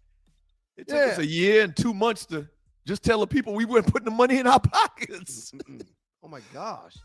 Thank y'all very much, man. All the super chatters, Ghost. I mean, I don't want to name them individually, but everybody that gave. I don't care if it was $2.99, $1.99, or $200. Thank y'all for real, for real. Nah, yeah, for real, man. We laugh. Everybody and we in the joke. chat room. We laugh and we joke, man. But Man, this shit costs money, man. this is a serious thing here we doing. Time is money. Yeah, and we believe in the product and we believe in y'all. That's why we keep doing it. Absolutely, we believe in the product. We the product. We know what's going to come. We know what's going to come. are the product. Everybody in the chat room, thank y'all very much. Y'all get an A+. We can't say thank you enough. I already told Dre. I already told Arlie. Tree, I know you left today. I'm not quite sure why you left. But I'm giving you an A+, Tree. Thank you so very much. Hey, Even though it was a very good segment, we Arlie read those text messages. I mean, Loose Neck. Not only do Loose Neck got a picture of crying Ryan, not crying. That's not crying Ryan. That's lying Ryan as his emoji, as his profile pic. Not only is a picture of a lion Ryan as his profile pic, he said that collarbone work was diabolical, Arlie. Diabolical. Hey, Loose Neck and Till Dog. They're some freaks. Y'all some freaks. Y'all might horny. be on to something, Arlie. Wow. The collarbones are kind of cute. They really were. Oh no. Doug, outstanding job. I'm giving you an A. Thank you very much. I'm giving you an A, even though you're proven to be the greatest gaslighter since Donald J. Trump. I'm giving you an A too. Y'all be careful in those streets this weekend. If you are going to indulge and have a few alcoholic beverages, make sure that you drink responsibly. I forgot that yesterday was Ash Wednesday. Did you give up anything for Lent, Doug? What'd you give up for Lent? No, I didn't, man. Okay. And I went to church Arlie? Sunday, and that was the focus of the that was the focus of the message was Lent and Ash Wednesday. And I went and got my ashes yesterday at church. It was like 80 people at church in front of me, Doug. They had, you come and get your ashes and get your, I have my little, I don't have it on me, but my oil that you're supposed to. Anyway, I am not giving up. Pastor Olu used to always say, you don't have to give up something. It's a sacrifice. What I am sacrificing is I'm going to get up earlier and read my Bible. I'm going to make myself work out. I'm about to figure out what workouts you do for your collarbones. And show him one more time, Ollie. Show him one more time. Damn. You can make me run to the bathroom. Okay. Okay. Ollie, thank you. I've decided that I'm going to work out every day except for Sunday. That's what I'm doing for Lent. I'm not taking away anything. You're not pushing a weight. You mean like walking? I am back on a in the treadmill or gym, something like sir. I do elliptical. I run. It's not a very fast run, but it's a long run. and I do machine. I do a little bit of machine work. So I'm trying to get back into it, man, because I was told and shown how continuing to work through the pain will help with the pain. And I started that the beginning of this year, and I think it's working. Like, you're not doing no squats, though, or you're not Hell getting no. okay. Hell no. All right. No squats, no 225 on the bench, none of that. Okay, all right. No Just wanted to make cleans, sure. no power lifts, none of that stuff. My body's too bad for that, but I do need to work, the machines and stuff, some dumbbell stuff. What was the purpose of powerlifting? I always wondered that. For explosion. For explosion. I thought that was Explosion and squats. pop. I thought that was squats. God is good all the time, and all the time God is good. If you don't know him and need to find him and show him love, that's all he's showing you. Nothing but love. Again, if y'all out in these streets this weekend, y'all be careful and be safe. Be responsible with your drinking. The Stews will look forward to seeing y'all on Monday morning for another Two Live Stews experience. All the super chatters, bless y'all. Thank you very much. Peace, y'all. Power to the people. Yeah, I kicked your ass in this poll. Golly. Ain't never seen a poll like this before.